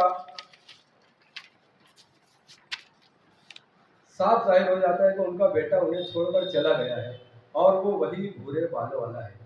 इसी पैराग्राफ में छुट्टियां खत्म होते ही नई स्कूल में अफसाने के रावी के भी एडमिशन के इजहार से समझ में आ जाता है कि भूरे बालों वाला ही उनका बेटा है जो स्कूल जाता था मगर अब वो घर में नहीं है। अगर यहाँ फाजिल अफसर निगार लफ्ज़ भी का इस्तेमाल नहीं करते तो इस एतराज़ की गुंजाइश नहीं निकलती। इतना ही नहीं बल्कि इस इजहार के बाद फ़ौरन ही रावी को भूरे बालों वाले की ही तरह के महसूसात का जिक्र भी अफसाने के तासुरात को मजरूह करता है। आगे चलकर फाजिल अफसर निगार जब एक मरतबा रावी की ज़बानी कहलवाते हैं कि सब कुछ वैसा ही हो रहा था जैसा भूरे बालों वाले के साथ होता था, तब भी उसका तासुर मजरूह होता हुआ महसूस होता है और कारी की समझ में आ जाता है कि भूरे बालों वाला ही गोद लेने वालों का सगा बेटा है। उसके बाद अफसाने में बयान करता सारे ख्यालात चुगली खाते चले जाते हैं कि भूरे बालों वाला ही गोद लेने वालों का बेटा है। किसी अफसाने का तजस्सुस कब्ल अज़ वक्त ही ख़त्म हो जाए और उसका तासुर खुद अफसाना निगार ही कई मकामात पर मजरूह करे और उस अफसाने से कारी की दिलचस्पी ख़त्म हो जाए तो उस अफसाने को बहुत कामयाब अफसाना नहीं कहा जा सकता, बल्कि कारी की दिलचस्पी ऐसे अफसाने से कम हो जाती है और वो वरक पलट कर आगे बढ़ जाना मुनासिब समझता है। इसी तरह अफसाने के रावी के गोद लेने वालों के घर में पलंग के नीचे जा छुपने का मंतकी जवाज़ भी अफसाने में मौजूद नहीं है।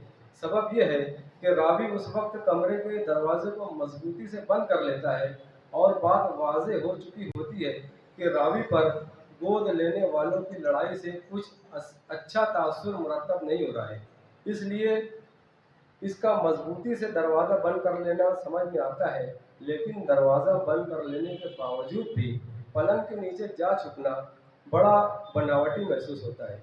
इसके बाद का हिस्सा भी तसल्लुम भरा महसूस होता है जब रावी गोद लेने वालों के घर से भागकर वापस पुराने मकाम पर पहुंचकर हिचकिचाता और ये महसूस करता है कि वहाँ उसी का इंतज़ार हो रहा था और वहाँ दीदी का रावी को भूरे बालों वाले कहकर बुलाना भी कम मसनूई नहीं लगता है। नीज इसी मकाम पर रावी का ये बयान करना कि दीदी उसे इतना जानती थी कि वो उसकी आंखों में देख कर ही सब कुछ समझ जाती थी।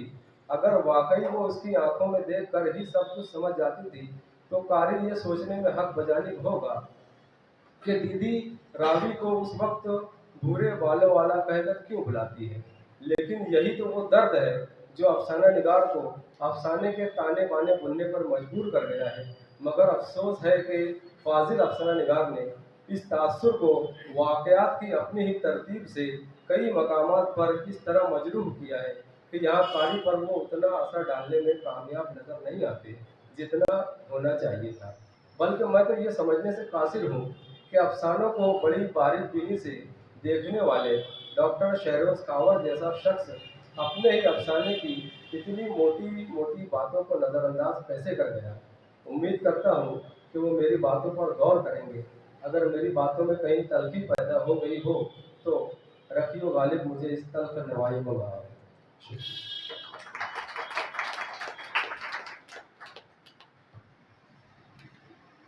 नहायत मेहनत से हो चुका है। तनकीदी जायज़ा पेश किए मोहतरम ताहिर अंजुम सिद्दीकी साहब ने। मेरे ख्याल से अब किसी के जहन में कोई शुकूक व शुबहात बाकी नहीं रह जाते अफसाने के ताल्लुक से। आइए हमारे दूसरे अफसाने निगार हारून अख्तर साहब, हाँ हारून अख्तर साहब तशरीफ़ लाएँ अपना अफसाने उन्वान खामोश आवाज़ के साथ।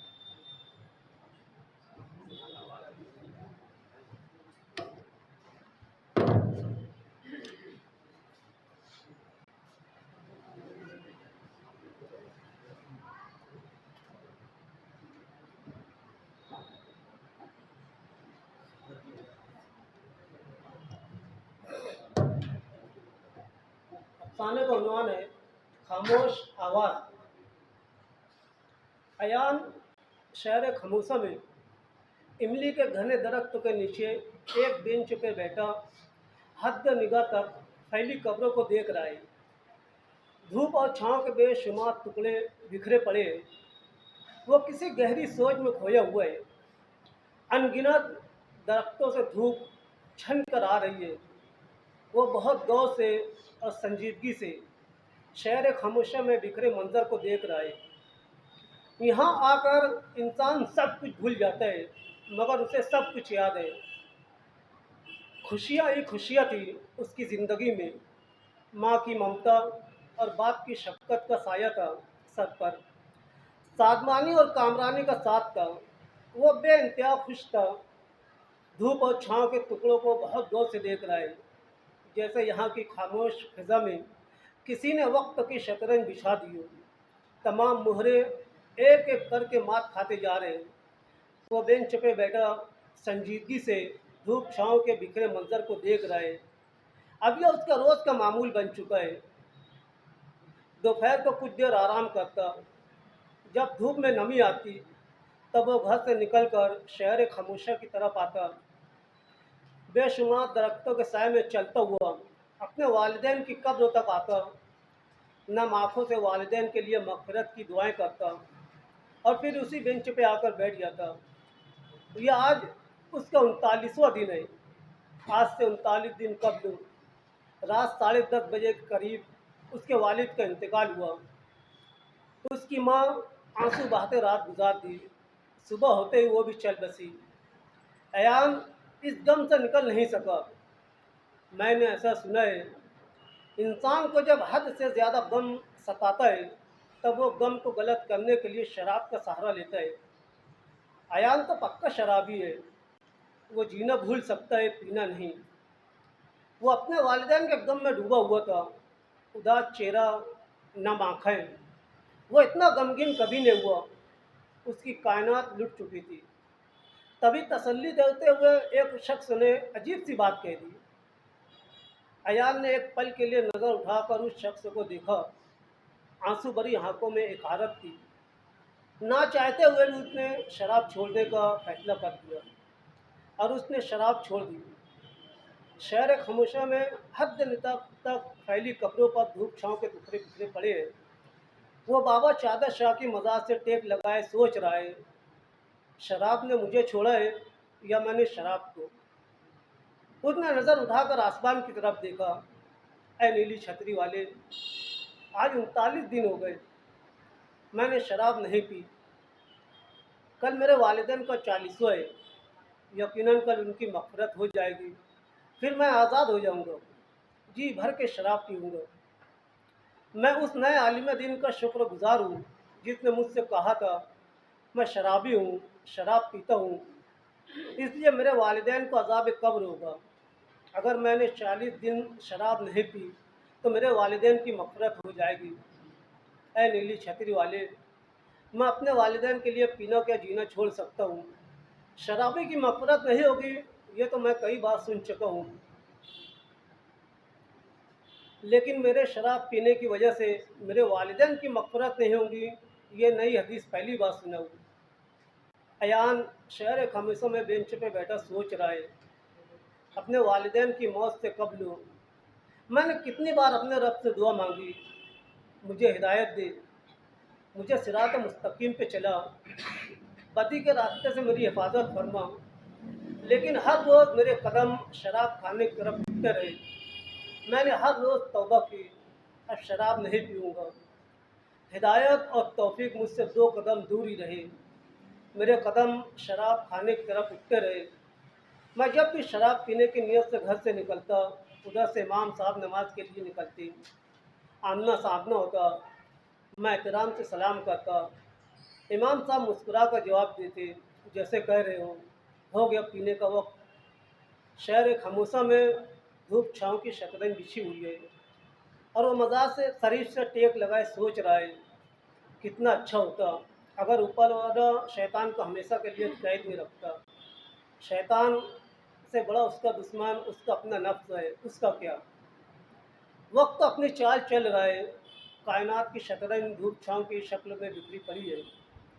ज़िंदगी के प्यादे जो मारे गए वहाँ वो यहाँ आराम कर रहे हैं।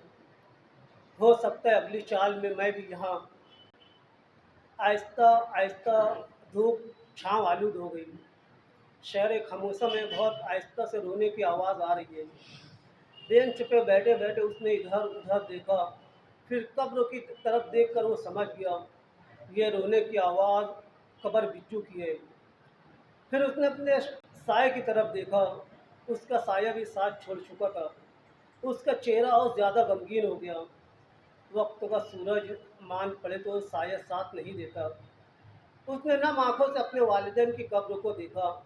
एक अजीब सा सुकून था उसके बुझे हुए चेहरे पर, जैसे बरसों बाद उसने वालिदैन की ज़ियारत की हो। आंसुओं के साथ दुआ के फूल बरसाए और फिर उदासी की चादर ओढ़े शहर खामोशा से बाहर आ गया। सारी रात तारे गिनते आंसुओं में गुजार दी। दूसरी सुबह अजान से कब्र जाग गया। वालिदैन का 40वां था। एक बेनाम सी मुस्कुराहट उसके होठों पर थी। खुद को संभालना उसके लिए मुश्किल हो रहा था। वो बार बार अपने होठों पर जुबान फेर रहा था, जैसे किसी लज्जत आशना की तलाश हो। शराब की बोतल आंखों के सामने नाच रही थी। आज बाद नमाज मगरिब उसके अंदर का शैतान आज़ाद हो जाएगा। मुस्कुराहट उसके होठों पर जम गई है। मदरसे के 40 बच्चों की आज दावत है। एक अजीब सी बेचैनी उसके अंदर है। बाद नमाज मगरिब फातिहा ख़्वानी का एहतमाम भी हुआ। बच्चों को बहुत एहतराम से खाना खिलाया गया। बच्चों की खुशी का एहतराम और फिर नमाज का वक्त। वो इस कदर मसरूफ़ था कि उसे पीने का वक्त नहीं मिला। उसने दिल में सोचा, बेशक नमाज तमाम बुराइयों से रोकती है।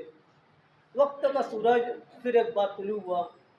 अब बयान की बेचैनी काबिल दीद थी। वक्त तो काटे नहीं कट रहा था, जैसे किसी ने वक्त के सीने पे कील ठोक दी हो।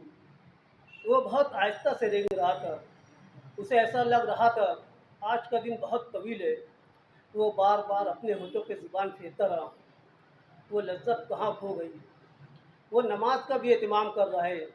ज़ोहर की नमाज के बाद कुछ देर के लिए आराम के लिए लेटा, लेकिन नींद उसकी आंखों से दूर, बहुत दूर थी। वो करवटें बदलता रहा। अभी असर का वक्त भी नहीं हुआ और वो सोच रहा है मगरिब का वक्त तो कब होगा। ये सच है, वक्त तो कभी रुकता नहीं है। उसकी ज़िंदगी की शाम होने वाली थी। आहिस्ता आहिस्ता सूरज अपनी किरणें समेटने लगा। वो वक्त भी आया जिसका उसे इंतज़ार था। वो घर से निकल के मैखाने की तरफ चल पड़ा। उसके कदमों में एक अजीब सी लड़खड़ाहट थी। होठों पर ज़ुबान फेरते हुए उसे ख्याल आया, मेरे कदम लड़खड़ा रहे हैं या काँप रहे हैं। वो दिल ही दिल में खुदा से हमकलाम हुआ, कितनी बार तुझसे दुआ मांगी, मुझे सिरात मुस्तकीम पे चला। देख मेरे कदम गलत सिमत उठ रहे हैं। मुझे रोक सकता है तो रोक ले। मैं जानता हूँ तू मुझे रोक सकता है। देख, मैं भी वक्त की शतरंज का एक मुहरा हूँ। बाजी तेरे हाथ में है। मैं तो एक कठपुतली हूँ। वो नीली छतरी वाले की तरफ देखकर मुस्कुराया और मैखाने में दाखिल हो गया। शराब की बोतल उसके हाथ में है। वो फिर एक बात सोचा, मेरे कदम लड़खड़ा रहे हैं या काँप रहे हैं। तभी उसके हमजाद का कहका गूंजा, शरीफ आदमी बनने चला था। शराब किसी की छूटी है, तू अब तक खुद को धोखा दे रहा था। आ गया ना अपनी औकात पर। उसने शराब की बोतल मैखाने की दीवार पे दे मारी। छनाक की आवाज़ के साथ शराब की बोतल किरची किरची होकर बिखर गई। वो मैखाने के बाहर आया और निगाह उठाकर जामा मस्जिद को देखा। उसके वालिद साहब मगरिब की नमाज जामा मस्जिद में ही पढ़ते थे।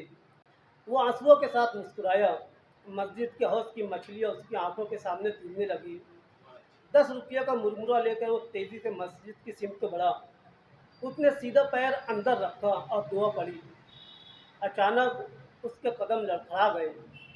मुरमुरा उसके हाथ से छूट के हौज के अंदर जा गिरा। उसने संभलने की कोशिश की, उसका पैर फिसला और वो मस्जिद के अंदर जा गिरा और उसी वक्त उसकी रूह परवास कर गई।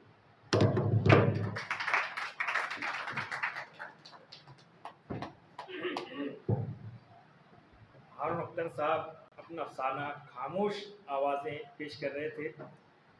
इस पर जिन साहिबान को तबसरा पेश करना हो पेश कर सकते हैं।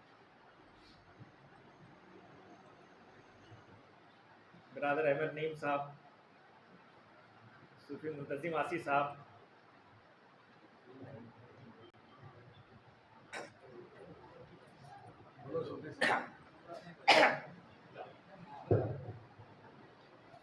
खामोश आवाज़ें। हमारे शहर का एक अलमिया है कि अफसाना जो पेश किया जाता है तो वो उसको उसकी परत नहीं खोली जाती है। एक आईना जब मारा जाता है सामने वाला आईने पे, उसको आईने से जो रोशनी निकलती है वो हमको कैच करना रहता है। ये नहीं कि उसकी मतलब उधेड़ते रहें, ये ऐसे था, ये ऐसे था, ये ऐसे था। आवाज़ का अफसाने के साथ वही हुआ है, माजरत के साथ। दरअसल फिक्शन जो है, अगर आप तज़किया और तबसरे में आएंगे तो उसको 2 और 2 4 नहीं, 2 और 2 5 बनाना है, 2 और 2 8 बनाना है। अब ये अफसाना जो है खामोश आवाज़ें, वजूद की बेचैनी। हमारे साथ मेरे दोस्तों तो कुछ ऐसे भी हैं जो मतलब शाम होती है तो कहते हैं यार भाया, मतलब ऊपर वाले ने कोई इंतजाम नहीं किया बाटली का। तो ऊपर वाले ने आदमी ऐसा भी होता है जो उससे लॉ भी लगाया है कि वही इंतजाम भी करेगा। इस किरदार में जो है ये किरदार,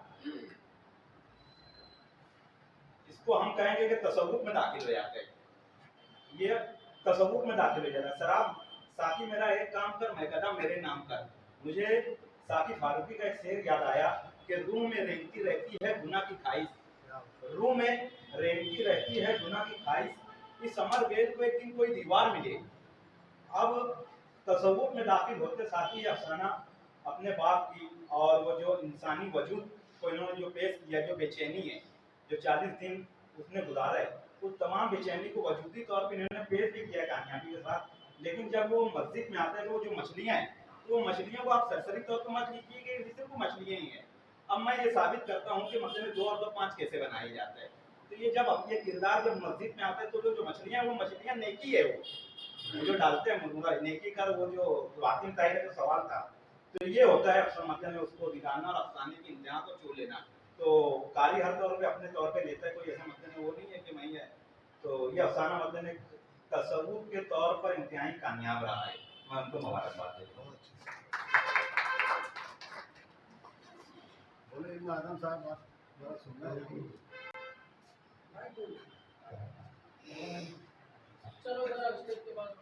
आइए आइए आइए आइए, रिकॉर्डिंग चालू है आप। ये है कि मैं सीख रहा हूँ क्या है, और ये तसव्वुफ तो मुझे इसका एक नहीं है कि मैंने बात एक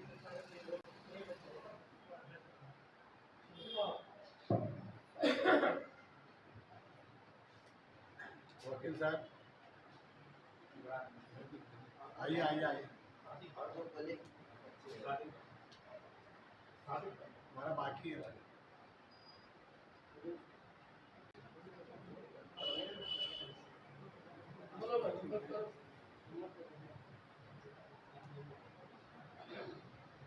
वकील साहब बोलो आप।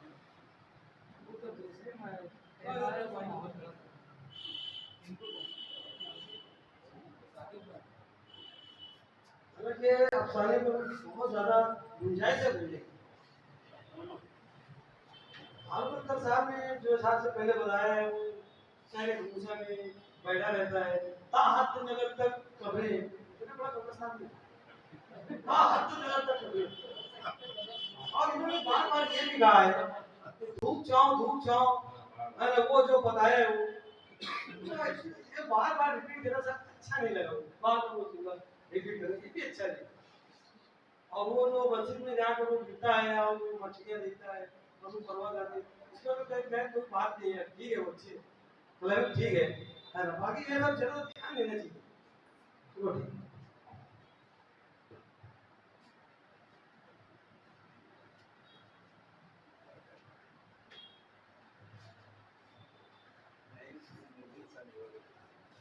अस्सलाम वालेकुम। अपना हारून भाई का अफसाना है खामोश आवाज़ें। तो ये मतलब अफसाना जो है उसमें अफसाने की रफ्त है कम है। और दूसरी बात ये है कि ये अपने यहाँ की कहानी कर रही है किसी की, यानी कोई ऐसा शख्स होगा जो उम्मन मतलब ये ऐसा गुनाहगार होगा, फिर अल्लाह की मर्ज़ी से वो ये नमाजी बना और फिर उसका इस तरह से इंतकाल हो गया।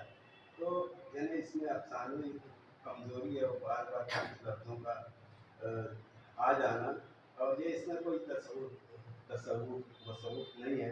ये सीधा सीधा अफसाना है कि एक गुनहगार था और अल्लाह जिसको जब हिदायत दे, बस यही है इसमें सीधा सीधा कि वो जाता है, उसका ज़मीर बोलता है कि नहीं छोड़ दिया तो छोड़ दिया, ये सब अंदरूनी बात होती है। और ये अल्लाह हर एक में रखता है, हर एक शख्स में होता है, बस जिसका जब हो जाए वो हो जाता है। बहरहाल एक इस्लाही अफसाने के लिए मैं हारून भाई को मुबारकबाद देता हूँ।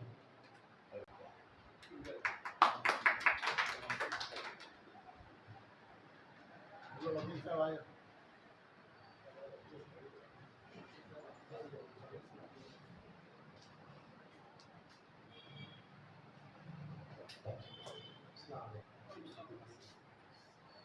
पूरे अफसाने में मुझे एक बात अच्छी लगी कि शराब पीना वो नहीं छोड़ना चाहते, लेकिन हदीस बयान की गई हदीस में बहरहाल है नहीं कि अपने गुनाह की सज़ा किसी और को मिलेगी, ऐसी कोई हदीस को देखने में नहीं आई। बहरहाल उसमें वो जो मौलाना ने कहा उसको कि जो शराब पीता है उसकी जो बात लगती है वो सोचता है कि शराब छोड़ देगा। तो उस पर से मुझको याद आया कि मैं मेरे घर में आने की बात थी, बचपन से दोस्तों में देखो इधर ही बैठे थे, दोस्तों के साथ बीड़ी वगैरह पीने की आदत है, और उस वक्त तो बहुत आराम से मिल जाती थी, घर की उठाती कहते थे। ये सिलसिला चलता रहा यहाँ तक कि मैं रत्न की पढ़ाने गया अंधेरे की, वहाँ पढ़ाता था। तो एक दिन ऐसे ही बीड़ी पीते हुए अंधेरे में चल रहा था, कि सामने से हमारे चेयरमैन साहब हैं, एक साथी और थे मेरे साथ टीचर, उन्होंने देखा और कुछ नहीं बोले, वो सीधा चले गए, मैं बीड़ी पीछे फेंक दिया, चले गए। मैं दूसरे दिन सोचा कि ये क्या बोलेंगे क्या नहीं बोलेंगे, उन लोग में वो भी बाप की जैसे थे मेरे, और हम लोग नौजवान थे, कुछ 24-25 साल के थे। तो उन्होंने दूसरे दिन होटल में हमको सिर्फ इतना बोला कि जो काम खुल के कर सकते हो वही करो, छुप के करने वाला कोई काम मत करो। वो दिन है और आज का दिन है, मुझे याद है, मैं कभी किसी की शादी किया मेरी बीड़ी नहीं किया, उन्हें सिगरेट किया। तो ये बात इसमें अफसाने में मेरे को बहुत अच्छी लगी कि वो जो उसके दिल को छूती है कि अपने को ये छोड़ देते हैं, बाद में उसकी जिल्लत उसको फिर मैखाने तक ले जाती है, और फिर वो उसके जो दोस्त की जो दूसरी बात रहती है कि तू क्या छोड़ेगा, तू क्या कर सकता है, तो ये बातें फिर उसको और दर्द लगाती है और वो वापस आ जाती है। ये चीज़ें अच्छी लगी, एक अच्छा अफसाना था, कोशिश की उन्होंने अच्छा लिखने की, हामी तो उसमें रहेगी, ये ऐसी बात है।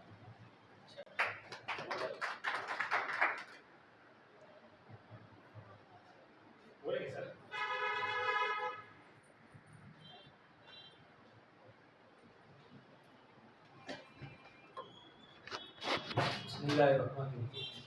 असल में मसला ये है ना कि मैं ये अफसुई से सुन नहीं सकता, कभी बाहर जाना कभी बाहर आना फ़ोटो लेना, फिर भी हारून अख्तर का ये अफसाना अच्छा अफसाना है जिस पर बहस हो रही है, मोबाइल से हुए हैं। कुछ लोगों ने उसको तसव्वुफ़ का अफसाना करार दिया, कुछ ने इसको मानने से इनकार किया, तो कुछ तो अफसाने के अंदर जान है, इसलिए उस पर तबसरे आ रहे हैं, लोगों तक पहुंचा है। हर एक की अपनी एक सोच है, जो जहां तक पहुंचा है उस लिहाज से जिस सतह से जिसने देखा उसके मुताबिक उसका तबसरा रहा है। बहरहाल हारून अख्तर जो है एक मंझे हुए अफसाना निगार हैं और उनका अफसाना तय दर तय जो है वो पहलू दर पहलू होता है, सादा अफसाना नहीं होता है। जिस कदर हमारा मुतालिया होगा, जिस कदर हमारी नज़र होगी, उसके मुताबिक हम उस अफसाने को पाएंगे। बहरहाल हारून अख्तर के तमाम अफसानवी लवाजमात इस अफसाने में मौजूद हैं कि अगर ये नाम छुपा करके भी जो है सर बताया जाए तो अफसाना खुद कहता है कि मैं हारून अख्तर के कलम से बरामद हुआ हूँ। मैं हारून भाई को बहुत बहुत मुबारकबाद पेश करता हूँ, शुक्रिया। हाँ, एक बात और कि यहाँ पर मैं कुछ मुदाखलत करना चाहूँगा कि हमारी इस महफिल में जो है माशाल्लाह भिवंडी से डॉक्टर एजाज़ अहमद एजाज साहब जो है मौजूद हैं, अनकरीब वो भी डॉक्टर होने वाले हैं। इसी तरीके से खान अब्दुल्ला सर हैं, अंसारी एहसानुर रहीम साहब हैं, डॉक्टर इब्न आदम साहब हैं, एडवोकेट सुहेल अंसारी साहब हैं, और भी शहर की मोतबर और मारूफ शख्सियात यहाँ पर मौजूद हैं। मैं सबका नाम लूँ तो तवालत का सबब होगा। मैं तमाम लोगों का अंजुमन मुहिबान अदब की जानिब से और सिटी कॉलेज की जानिब से इस्तकबाल करता हूँ और यहाँ पर अपनी बात खत्म करता हूँ। शुक्रिया।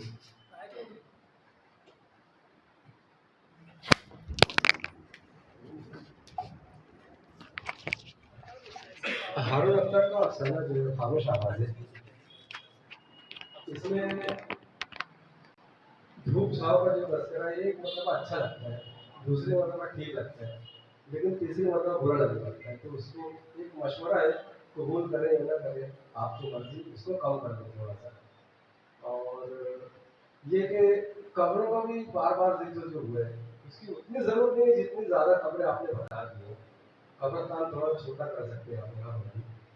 और अफसाना वहाँ पर खत्म होता महसूस होता है जब वो बॉर्डर जो दीवार से मार देता है, क्लाइमेक्स वहाँ आ जाता है, लेकिन एंटी क्लाइमेक्स से भी अच्छा है, उसको बुरा नहीं बोल सकते। हालांकि क्लाइमेक्स के बाद एक जुमला लिखना बहुत मुश्किल होता है, लेकिन जो एंटी क्लाइमेक्स को संभालने वाले तो अच्छा फनकार होता है। उन्होंने बहुत खूबी के साथ अफसाने को मस्जिद के हौज तक लाया, लेकिन मेरी ये समझ में नहीं आया कि जब एक कदम दुआ पढ़कर अल्लाह का एक कदम जब रखेंगे अंदर, तो हौज वही है कि कहाँ है, मेरी ये समझ में नहीं आ रहा है। अफसाने की कहानी के तवज्जुह से कतई मैं ये जान नहीं पा रहा हूँ कि हौज कहाँ पर है। यानी जैसे जब उसे पाँव रखेंगे सामने हौज है, वो गिर किधर रहा है, कहाँ गिर रहा है, ये हालांकि इतना जरूरी भी नहीं है इस बात को समझा देना, लेकिन अब मेरे जहन में वो बात है खर्चा, तो मैंने उसको जाहिर कर दिया। और अफसाना पढ़ने का अंदाज आपका अच्छा है, बहुत धन्यवाद।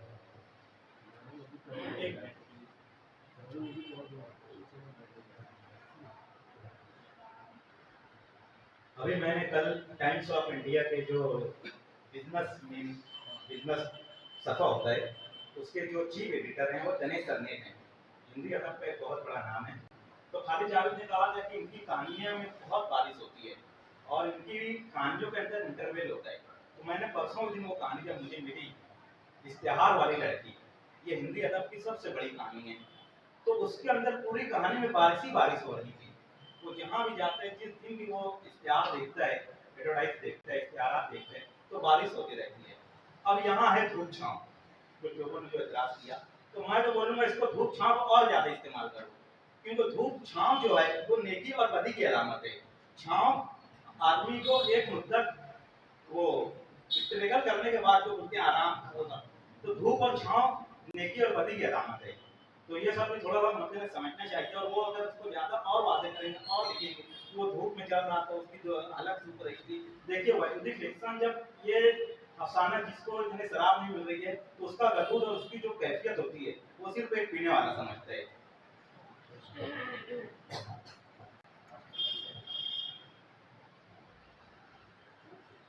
तबसरों के एतबार से ये नहायत मालामाल रहा और अपने साथ का, हालांकि इंतहाई सीधा साधा साफ अफसाना है, इसके अंदर कोई अलामती या कोई गुंजन नहीं है।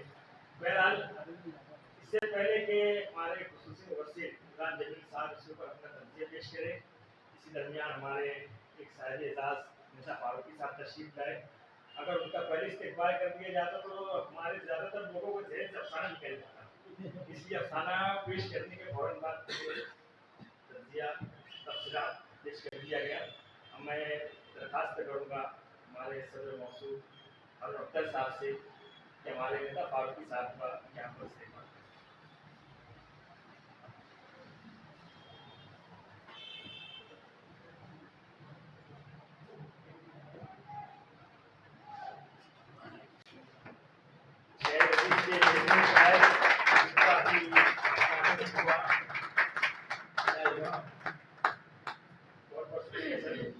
आइए मोहतरम इमरान जमील साहब से इस अफसाने के ऊपर तजिया समाप्त करें।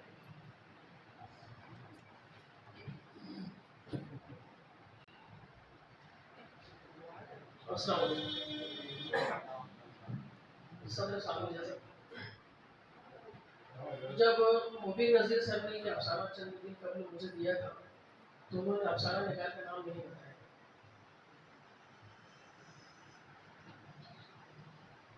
अफसाना खामोश आवाज़ एक बेहतरीन अफसाना है। फाजिल अफसाना निगार ने इस अफसाने में अयान नामी शख्स की नेकी व बदी से नबर्द आजमा होती अंदरूनी कशमकश को बताया है। नीज़ अपने मरहूम वालिदैन के तय शदीद मोहब्बत को और शराब जैसी मूसी लत को न छोड़ने की कैफियत को भी बेहतर ढंग से अफसानी कालिब में ढाला है। एक जानिब शराब जैसी लत से मजबूरी भरी मोहब्बत है, तो दूसरी जानिब उस शराबी अयान में मौजूद एक नेक औलाद की मासूमाना सी सोच भी है कि अगर वो शराब छोड़ देगा तो उसके मरहूम वालिदैन की मग़फ़िरत हो जाएगी। इसी शिकस्त और रिक्त की कैफियत को छोटे छोटे चुस्त दुरुस्त जुमलों में ढालकर कैफियत निगारी और जज्बात निगारी के हसीन इम्तिजाज से यह अफसाना लिखा गया है। अफसाने का प्लान कसा हुआ है, मौजू के मुताबिक बरते गए लफ्ज़ों का सोच समझ कर इस्तेमाल किया गया है, तख्लीकी जुमलों से सजी मंजर निगारी है। कहानी अपने बहाव में इख्तितामी मराहिल की जानिब बिना किसी रुकावट के बहे जा रही है। कब्रिस्तान का सोमवार मंजर और अफसाने का मरकजी किरदार आयान के रंजूर दिल की कैफियत को कई मौसर तकलीफी जुमलों से मुज़य्यन करके फाजिल अफसाना निगार ने इख्तिसार लफ्ज़ी की खूबियों से खूब खेला है, जिसकी दाद बनती है। मैं यहाँ एक बात वाज़ेह करना चाहता हूँ कि ये अफसाना पढ़ने में बहुत अच्छा लगता है, और ये मेरा हमेशा की तरह ये इतराफ़ रहा है कि हर वक्त में नरेशन अच्छा नहीं लगता। अगर हम उनकी बुलंद कहानी सुनेंगे तो शायद मेरी इसमें लिखी कुछ वक्तों लेकिन अगर अफसाने को आप पढ़ेंगे तो बिल्कुल मुझको जो महसूस हुआ है, तो आपके मेरे महसूसात का साथ देगा। वक्त का सूरज मान पड़े तो साया साथ नहीं देता। नीज इस जुमले को भी देखें कि आंसुओं के साथ दुआओं के फूल बरसाए। चूंकि पूरा अफसाना एक सोमवार कैफियत का लिबादा उड़े हुए है। शुरू तो आखिर लफ्ज ब लफ्ज सतर अफसाने का मौजू जिस सोमवार फिजा की तकाजा चाहता है, वो अलम अंगेज फिजा ऐसे ही दर्दअंगेज जुमलों की मदद से अंगेज होती गई और कारी के दिल को भी गम ओझल। ये अफसाने की कामयाबी की अलामत है। अफसानों में मौजू के लिहाज से जो अहम वाकयात व हादसात बताए जाते हैं, उनका ठोस मंतिकी जवाज होता है। इस अफसाने में अयान के आदि शराबी होने का कोई मंतिकी जवाज बयान नहीं किया गया है। अफसाना निगार को चाहिए कि वो अफसाने में 2-3 जुमलों में ऐसी गुंजाइश पैदा करे कि उन जुमलों से अयान का आदि शराबी होना समझ में आ सके। अफसाने का इख्तिताम जरूरी नहीं है कि चमका देने वाला ही होना चाहिए।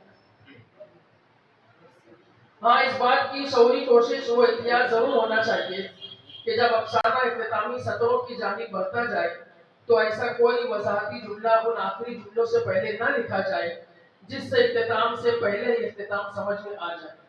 इस अफसाने में यह जुमला देखिए, उसकी जिंदगी की शाम होने वाली थी, आहिस्ता आहिस्ता सूरज अपनी किरणें समेटने लगा। यह जुमला अफसाने का हिस्सा ना बनता तो ज्यादा बेहतर था। आइए हम मजीद एक सबक को देखते हैं। गम गलत करना यह मुहावरा है। जब यह मुहावरा अफसाने की नस्ल में लिखा जाएगा तो वैसा ही लिखा जाएगा जैसा कि बतौर मुहावरा राइज है। अफसाना निगार ने गम को गलत करने के लिए लिखा है, इसमें लफ्ज को जायद है। मेरे नजदीक फिक्शन में यह बहस रवा नहीं होना चाहिए कि अफसाना निगार ने जो हदीस या श्लोक इस्तेमाल किया है वो वाकई उन मजहबी किताबों ग्रंथों में बिनवान लिखी हुई है या नहीं। मेरी दानिश में लिखे गए जुमलों में मौजूद तरगीब देती हुई नेकी या बुरे अंजाम से बचाते हुए जुमलों पर ही तवज्जो मरकूज रखना चाहिए। इस अफसाने में अयान उसकी समझ के मुताबिक एक नई हदीस सुनता है।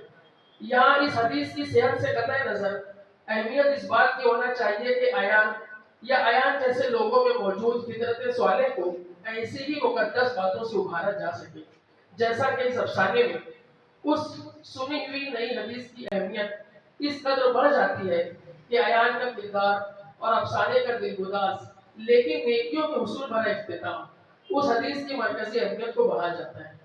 इंसानी फितरत उमूमन हर कहानी का अंजाम नेकियों खुशियों से भरा चाहती है। इस अफसाने में भी यही होता है कि अयान शराब की लत को छोड़ने की कश्मकश में मुब्तला होते हुए वालिदैन की मोहब्बत में कुर्ब इलाही को पाने के लिए मस्जिद में सीधा पैर रखते ही खुद के लिए उस रहीम जात से रहमत के दरवाजे खुलवा लेता है। ये पुरतासुर अफसाना लिखने पर फासिल कलमकार को मुबारकबाद और नेक ख्वाहिशा रद्द व कबूल का इख्तियार है।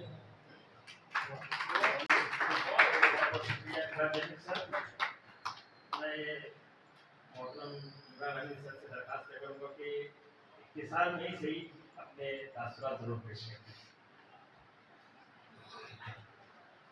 ये लिहाज की नशिस्त के बारे में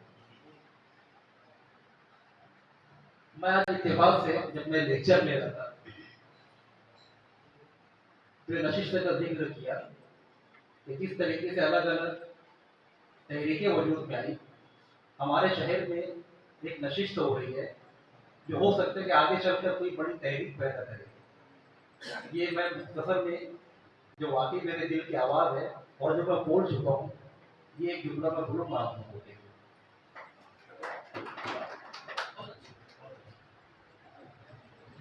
बहुत बहुत शुक्रिया सर। अभी तो उसका कोई तस्करा हुआ ही नहीं, अभी से बज़्म में खुशबू का रस जारी है। मेरी मुराद मोहतरम प्रोफेसर रिजवान खान साहब है जो ज़रूर अपने तासुरात हमारे अंदर पेश करें।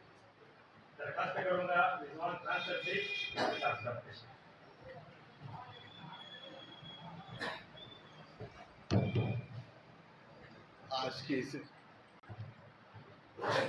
आज की इस बादल महफिल के सदर साहब, हमारे साबिक अकाउंटेंट, साबिक डिप्टी कमिश्नर और मौजूदा एडमिनिस्ट्रेटर उर्दू घर के, और साहिब एजाजी साहब जो हमारे इमरान अमीन सर हैं, नीता फारूकी साहब है, हमारे आरिफ अंजुम सर थे, मुबीन नज़ीर सर, और बड़ी तादाद में जो आज हमारे पास जो अदब के शौकीन लोग और दिलनवा लोग जो बैठे हैं, हमारे एहसानुर रहीम साहब हो, हमारे इमरान सर हो, हमारे सोहेल अंसारी साहब हो, हमारे सर भी आए, क्या नाम है, हमारे मुस्तफ़ा बरके सर हो, तो बड़ी तादाद में आप लोग आए। ये आप सबको मैं मुबारकबाद पेश करूँगा कि काफ़ी महीनों के बाद में हमारा सिलसिला फिर शुरू हुआ ये, कि हमारा नए कमेटी आने से काफ़ी मसरूफ़ थे, हमारा पूरा कॉलेज मसरूफ़ था, स्टाफ मसरूफ़ था, और ख़ासतौर से हमारे डॉक्टर मुबीन नज़ीर सर मसरूफ़ थे, इसलिए थोड़ा सा ये गैप पड़ गया था। इंशाल्लाह ये रेगुलर हमारे पास यहाँ चलता रहेगा। इसकी यहाँ रखने की वजह या हमारा ये सिलसिला चलने की वजह है कि आज मैं खाली महाराष्ट्र की बात नहीं बोलूँगा, हिंदुस्तान के अंदर मालेगांव ये जहाँ पे उर्दू जिंदा है, और उस सब की जो वजह जिंदा होने की जो वजह है, ये तुम्हारे जैसे जो लोग हैं, जो आप लोगों का जो कंट्रीब्यूशन है। मैं नासिक में भी रहा हूँ, औरंगाबाद में भी रहा हूँ, मुंबई में भी रहता हूँ, और खासतौर से साउथ बॉम्बे में रहता हूँ, जहाँ से पूरा उर्दू अदब निकला था। आज वहाँ पर भी ऐसी नशिस्त नहीं होती। सोहेल वारसी साहब के भी वहाँ पे जो नागपाड़ा में उन्होंने चालू किया, वहाँ पे भी इतने लोग नहीं रहते। मैं एक मरतबा वहाँ पे भी देखा हूँ, जहाँ पे इतने बड़े बड़े अदीब है, शायर है और अफसाना निगार है, वहाँ पर उनको सुनने के लिए भी लोग नहीं मिलते। आज हमारे शहर के अंदर कम से कम जो हमारे उस्ताद मोहतरम थे, जो हमारे बुजुर्ग थे, जो मोहसिन अदब थे हमारे शहर के, उन्होंने ये रवायात को जिंदा रखी है, और ये हमारे सबकी जिम्मेदारी है कि ये सिलसिला आगे चलता रहे, और ये महफिलें मालेगांव में होते रहना चाहिए।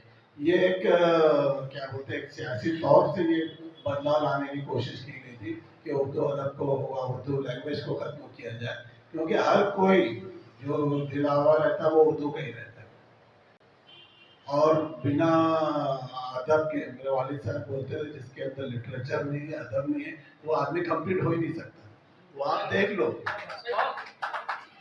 जो बड़े बिजनेसमैन होंगे या कोई बड़े पॉलिटिशियन को आप देखो, या जो बड़े भी किसी भी फील्ड में जो बड़े हैं, वो बात करते हैं, उनकी लैंग्वेज अलग लगती है, वो शेर व शायरी से अपनी बात को कहते हैं, या आप किसी भी फील्ड में देख लो, अल्हम्दुलिल्लाह वो उर्दू के शेर रहते हैं।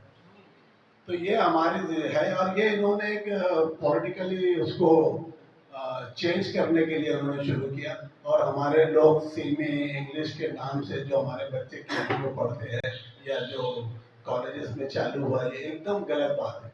ना वो उर्दू का रहते हैं, ना इंग्लिश का रहता है। मैं कॉर्पोरेशन के स्कूल का पढ़ा हूँ, मैं तो स्पोर्ट्स का आदमी हूँ, मगर उर्दू अदब से जुड़ा हूँ, और जब तक मैं तो काफ़ी मसरूफ आदमी रहता हूँ, कोई सोच भी नहीं सकता कि मैं ऐसी महफिल में इतनी रात तक बैठता हूँ, मगर जब तक ये चीज़ नहीं होती, सेटिस्फेक्शन नहीं, जब तक अच्छी कोई बात नहीं सुनते, जब तक कोई अच्छे शेर नहीं सुनते, कोई अच्छा कॉलम नहीं पढ़ते पेपर में, जब तक हमारा सेटिस्फेक्शन नहीं होता। ये वालिद साहब की तरफ से हमको मिला है। जब तक वालिद साहब थे तो हमारे लिए कोई बात ही नहीं थी। कभी रात के 2 बजे के 3 भी बजे तो उनको उठा के आधी शेरी बोल दो तो फिर सुबह तक उनके चालू रहता था। तो ये तो ठीक है, ये तो उसके बिना हमारा सेटिस्फेक्शन नहीं होता। तो ये हमारे जो जनरेशन आ रही है, आप उनको इंग्लिश पढ़ाओ, जो भी पढ़ाओ, ये सब फालतू बात है कि इंग्लिश पढ़ेंगे तो कुछ चीज़ तुम बनेंगे, इंग्लिश पढ़ेंगे तो तुम्हारा कैरियर बनेगा। एक वो लैंग्वेज की तरह है, जो उर्दू पढ़ा उसको क्या इंग्लिश नहीं आता। सबसे बड़ी मिसाल मैं तुमको दूंगा, हमारे आरिफ अंजुम सर, आप बिलोंग नहीं करेंगे, वो शेख उस्मान हाई स्कूल के है, वो शेख उस्मान हाई स्कूल के है। शेख उस्मान हाई स्कूल में उनके तालीमी कॉर्पोरेशन में वो प्राइमरी पढ़े। आज हमारी संस्था में सबसे काबिल आदमी कोई है तो उनका नाम आता है। अभी कल को उनको मानूर में नेट कमेटी की तैयारी का फाइनल इंस्पेक्शन लेने के लिए वो कल जाने वाले। तो आज हमारे वो एमएसजी कॉलेज हो कि महिला कॉलेज हो कि हमारा जेटी कॉलेज हो कि मालेगांव का जो नया कॉलेज चालू हुआ, ये सबको भी इनके बिना, इनके वेरिफिकेशन के बिना कोई कंप्लीट नहीं करता। तो ये कोई इंग्लिश मीडियम के नहीं, या ना इसी में इंग्लिश के हमारे कमरुद्दीन भैया हो, ये तो लिटरेचर के भी स्टूडेंट है, ये कॉमर्स के, और ऐसी जगह काम किए जहाँ पे अदब के काम और बेअदब लोग अदब है, मगर वो अदब से जुड़े हुए। तो मगर ये बात बोलने की रहती है। राजकारण के अंदर भी हमने देखे और बिजनेस में भी देखे है, सर्विस में भी हमने देखे है। जितने भी बड़े लोग हैं, 10% लोग जो रहते हैं वही सब चीज़ करते हैं, वो ऑफिस का हो कि राजकारण में हो कि बिजनेस में हो, वो सब होशियार भी रहते हैं, ज़हीन भी रहते हैं और लैंग्वेज से जुड़े भी रहते हैं। 90% लोग राजकारण में खराब हो सकते हैं, मगर 10% जो लोग हैं वो बहुत होशियार रहते हैं, उनको सेंस, कॉमन सेंस बहुत अच्छा रहता है और वो सब लैंग्वेज से जुड़े रहते हैं। अब आप देख लो हमारे मनमोहन सिंह साहब हो के अभी जितने वाजपेयी तो खैर शायरी थे, जितने भी बड़े लोग लालू प्रसाद यादव, जितने भी काबिल हमारे रहनुमा रहे नेशनल लेवल के, वो सब अदब से जुड़े रहे। तो ये हमारा मतलब, मेरा बोलने का ये है कि ये जो नशिस्तें हमारे पास होगी ये और होते रहना चाहिए और इसमें क्या हम इम्प्रूवमेंट कर सकते हैं। जैसा आरिफ सर बोले कि आप लोगों के मशवरे का हमको ज़रूरत है, आप बताइए हम उर्दू ज़बान के लिए क्या कर सकते हैं, उर्दू ज़बान के साथ साथ हम शहरियान के लिए क्या कर सकते हैं। जो भी चीज़ हिंदुस्तान में शुरू होती है, न्यान साहब बोलते थे मालेगांव से शुरू होती है, कोई तहरीक हो या कुछ भी हो, तो हम चाहते हैं कि उर्दू का जो फिर से जो वजूद हो और फिर से जो उसका निचातु सानिया हो, मैं तो ये बोलूँगा कि मालेगांव से होना चाहिए। तो इसके लिए हमको करना है और मैं तो स्कूल में भी, जो भी स्कूल में जाता हूँ वहाँ पे बोलता हूँ कि आप लैंग्वेज पे ज़्यादा ध्यान दो, उर्दू इंग्लिश जो भी हो, लैंग्वेज पे ज़्यादा ध्यान दो, स्पोर्ट्स पे ज़्यादा ध्यान दो। बच्चे को स्ट्रांग होना चाहिए, अदब उनको सिखाना चाहिए। अभी कल ही मैं एक कॉलम में पढ़ने में आया, फिनलैंड यहाँ पे सबसे ज़्यादा खुश रहने वाले लोग हैं, यहाँ पे सबसे ज़्यादा तालीम का म्यार सबसे ऊंचा है। वहाँ पे 7 साल तक, 7वीं क्लास तक खाली अदब सिखाते हैं और कोई एग्जाम नहीं होता। अब ये तो हमारे मजहब ने बताया कि आदमी पहला तुम्हारा काउंट अदब का होने वाला है, तुम्हारे इखलाक का होने वाला है, बाद में इबादत का होने वाला है। तो ये हम जो सब दूर होते जा रहे हैं ना अदब से या हमारे इखलाक से, हमको वो रवायत हमारी फिर चालू कर रखना चाहिए और कम से कम हमारे पास जो नया जनरेशन है उसको उर्दू का ये माहौल दिखना चाहिए, ये अफसाना पढ़ने वाले लोग दिखने चाहिए, तनकीद करने वाले, तबसरा करने वाले ऐसे लोग मिलना चाहिए। बहुत बड़ी बात है, एक पेज लिखना बहुत बड़ी बात मैं माना जाता हूँ और आप तो पूरी किताब लिखते हैं और उसके ऊपर आप पढ़ के उस पर तर्ज भी करते हैं, तनकीद भी करते हैं, सराहना भी करते हैं, तबसरा भी करते हैं। बहुत बड़ी बात है, काबिल मुबारकबाद है आप सब लोग और आप लोगों से मैं फिर गुजारिश करूँगा कि इस तरह से महफिल होते रहना चाहिए और जिस तरह से अभी हमारे सदर साहब जो कमरुद्दीन भैया साहब हमारे आए, आगे से शहरियान के हम हमारे मशवरे से काबिल जितने भी लोग हैं इनको हमारे सदारत के लिए लाएंगे। जो सही मानों में मौसम आता हो ऐसे लोगों को हम सदारत के लिए, मेहमान खुसूसी के लिए लाएंगे। आप लोग को मशवरा देते रहिए और हमारी तैयारी है बैरून शहर से भी लोगों को लाने की बात है। जैसे हमारे वारसी साहब की भी बात हुई है, वो जिन भी फ्री होंगे तो उनको भी हम एक दिन के यहाँ पे लाएंगे। तो और भी कोई आपका मशवरा में जो आ सकता है उसके लिए भी हमको शामिल करेंगे और शहरियान में भी किसको बुलाना चाहिए। मैं चाहूँगा कि मुबीन नज़ीर सर से करूँगा कि जो स्कूल के जिम्मेदारान हैं उनको भी ला के थोड़ा इस तरह अपन मिल जाए। शुक्रिया सर, थैंक यू। एक सजेशन अभी मेरे दिमाग में आया, मैं बहुत दिन से सोच रहा था, सर बोले तो याद आ गया। और ये आप लोगों के लिए भी, नजर अदब भी और अंजुमन मेहमान अदब भी, यानी बरसों से चल रहा है हमारा सिलसिला, 20-25 साल से मैं देख रहा हूँ। तो इसमें कुछ नया तजुर्बा होना चाहिए। जैसे मेरे दिमाग में एक बात ऐसी आती है, अब मैं यहाँ पे साल में एक मरतबा मुझको मौका मिलता है जब आखिरी फर्नीचर हफ्ते का मुझे मिलता है, महीने का आखिरी फर्नीचर मई वाला। तो मुझे ऐसा लगता है कि एक मरतबा ऐसा होना चाहिए कि पूरा एक सेशन को एक अफसाना निगार को दे दिया जाए। जैसे यहाँ पर 2-3 या वहाँ पर 4-5 अफसाना निगार पढ़ते हैं, तो एक दिन ऐसा हो कि कोई एक ही अफसाना निगार पूरा पढ़े, उसको यदि 3-4 अफसाना दे दिया जाए जितना भी टाइम है और उस पर फिर तबसरा किया जाए।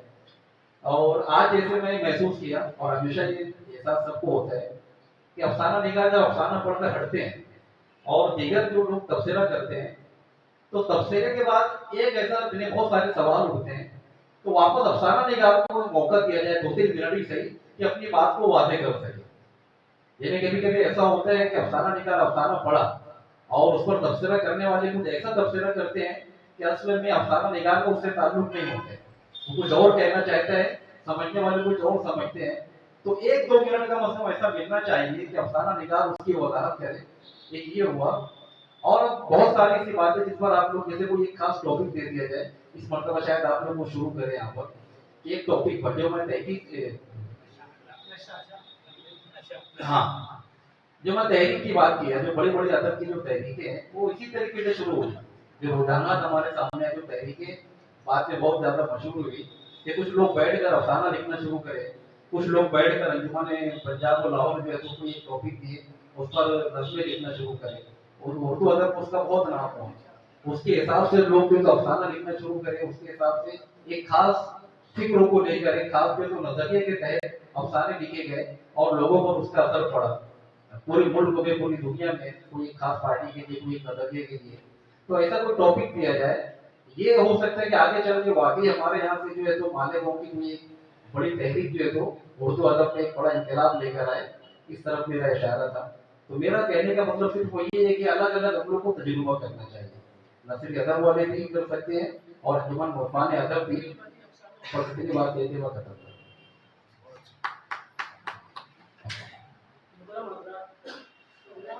इतनी बात कही, मैं समझता हूँ अंजुमन मुल्तान के जो प्रोग्राम होते रहे सरकार उर्दू वाली, जितनी बातें आप कहते हो सारे प्रोग्राम हम लोग करीब करीब कर चुके हैं। यहाँ तक के प्लाट, मौजू, उन्वान ये देख के फील कभी भी हम लोग नसीब का इंतजाम किए और जब अफसाना निगाह तो इसके अपनी दफा पे ये बोला गया, यहाँ तक के बाद में कलम बाद में नसीबों में खड़े होकर अपना सामने था।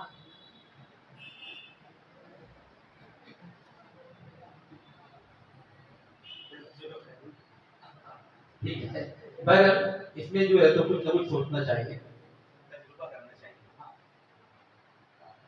मोहतरम इमरान अली सर ने अपने जिन ख्यालात का इज़हार किया उसके ऊपर यकीनन गौर फिक्र किया जाएगा और मुफ्त की नज़ाकत के पेश नज़र मैं चाहूँगा कि अब सदर मौसूल उन पर सदारत पेश करें। नहायत अदब एहतराम के साथ में मैं मोहतरम जनाब मुफ्ती शेख साहब को रहमत दूंगा तो चंद जुमलों में से ही अपना मैसेज, अपना पैगाम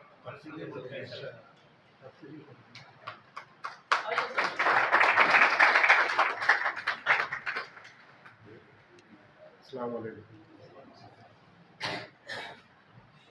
अदब की महफिल और एक बेअदब आदमी उसकी सदारत। मैं अक्सर बोला करता था कि मुशायरे की सदारत ऐसे लोगों को देते हैं, फला इसमें फला, फला मोहसिन अदब है, फला वाला फला है। जिसको अदब के लिखते वक्त जिसमें जज़म या ज़ेर लगाया जाए ये जिसका इल्म ना हो और वो मोहसिन अदब बनता है। ऐसी कुछ हालत मेरी आज रिजवान सर ने की है कि मुझे बहुत अच्छा मुताला है। मैं बहुत ही बहुत खुशी महसूस कर रहा हूँ आज। मैं अपनी ज़िंदगी के शायद पहली मरतबा नशिस्त में शिरकत किया हूँ। अक्सर पढ़ा करता था कि वहाँ नसरी अदब की नशिस्त हुई है, शेरी अदब की नशिस्त हुई है। नशिस्त क्या होती है मुझे इसका इल्म नहीं। तो उर्दू घर से मुंसलिक होने के बाद शायद हारून साहब मेरे पास आए थे और भी कुछ लोग आए थे जो कहते थे कि हम लोगों को नशिस्त के लिए अपनी जगह जो है फराहम की जाए। मैं सोच रहा था कि नशिस्तें होती क्या है। आज मैंने देखा कि अदब, मैंने सर से कहा कि यार मालेगांव में इतना टैलेंट है, मुझे इसका इल्म ही नहीं था। असल मैं खुद ही उससे मुंसलिक नहीं, तो मुझे क्या पता कि क्या होता है क्या नहीं होता है। लेकिन मैं बहुत अपने आप को फ़ख्र महसूस कर रहा हूँ और मैं शायद अपने आप को खुशकिस्मत समझता हूँ कि मैं आज इस नशिस्त का हिस्सा बना। मैं आप तमाम लोगों का, मुल्तान अदब का, सिटी कॉलेज का, तमाम लोगों का शुक्रिया अदा करता हूँ और अपने तय ये कोशिश करूँगा कि उर्दू घर से मुंसलिक होने के नाते से अगर मैं कुछ हिस्सा आपके लिए दे सका तो ज़रूर उसके लिए कोशिश करूँगा।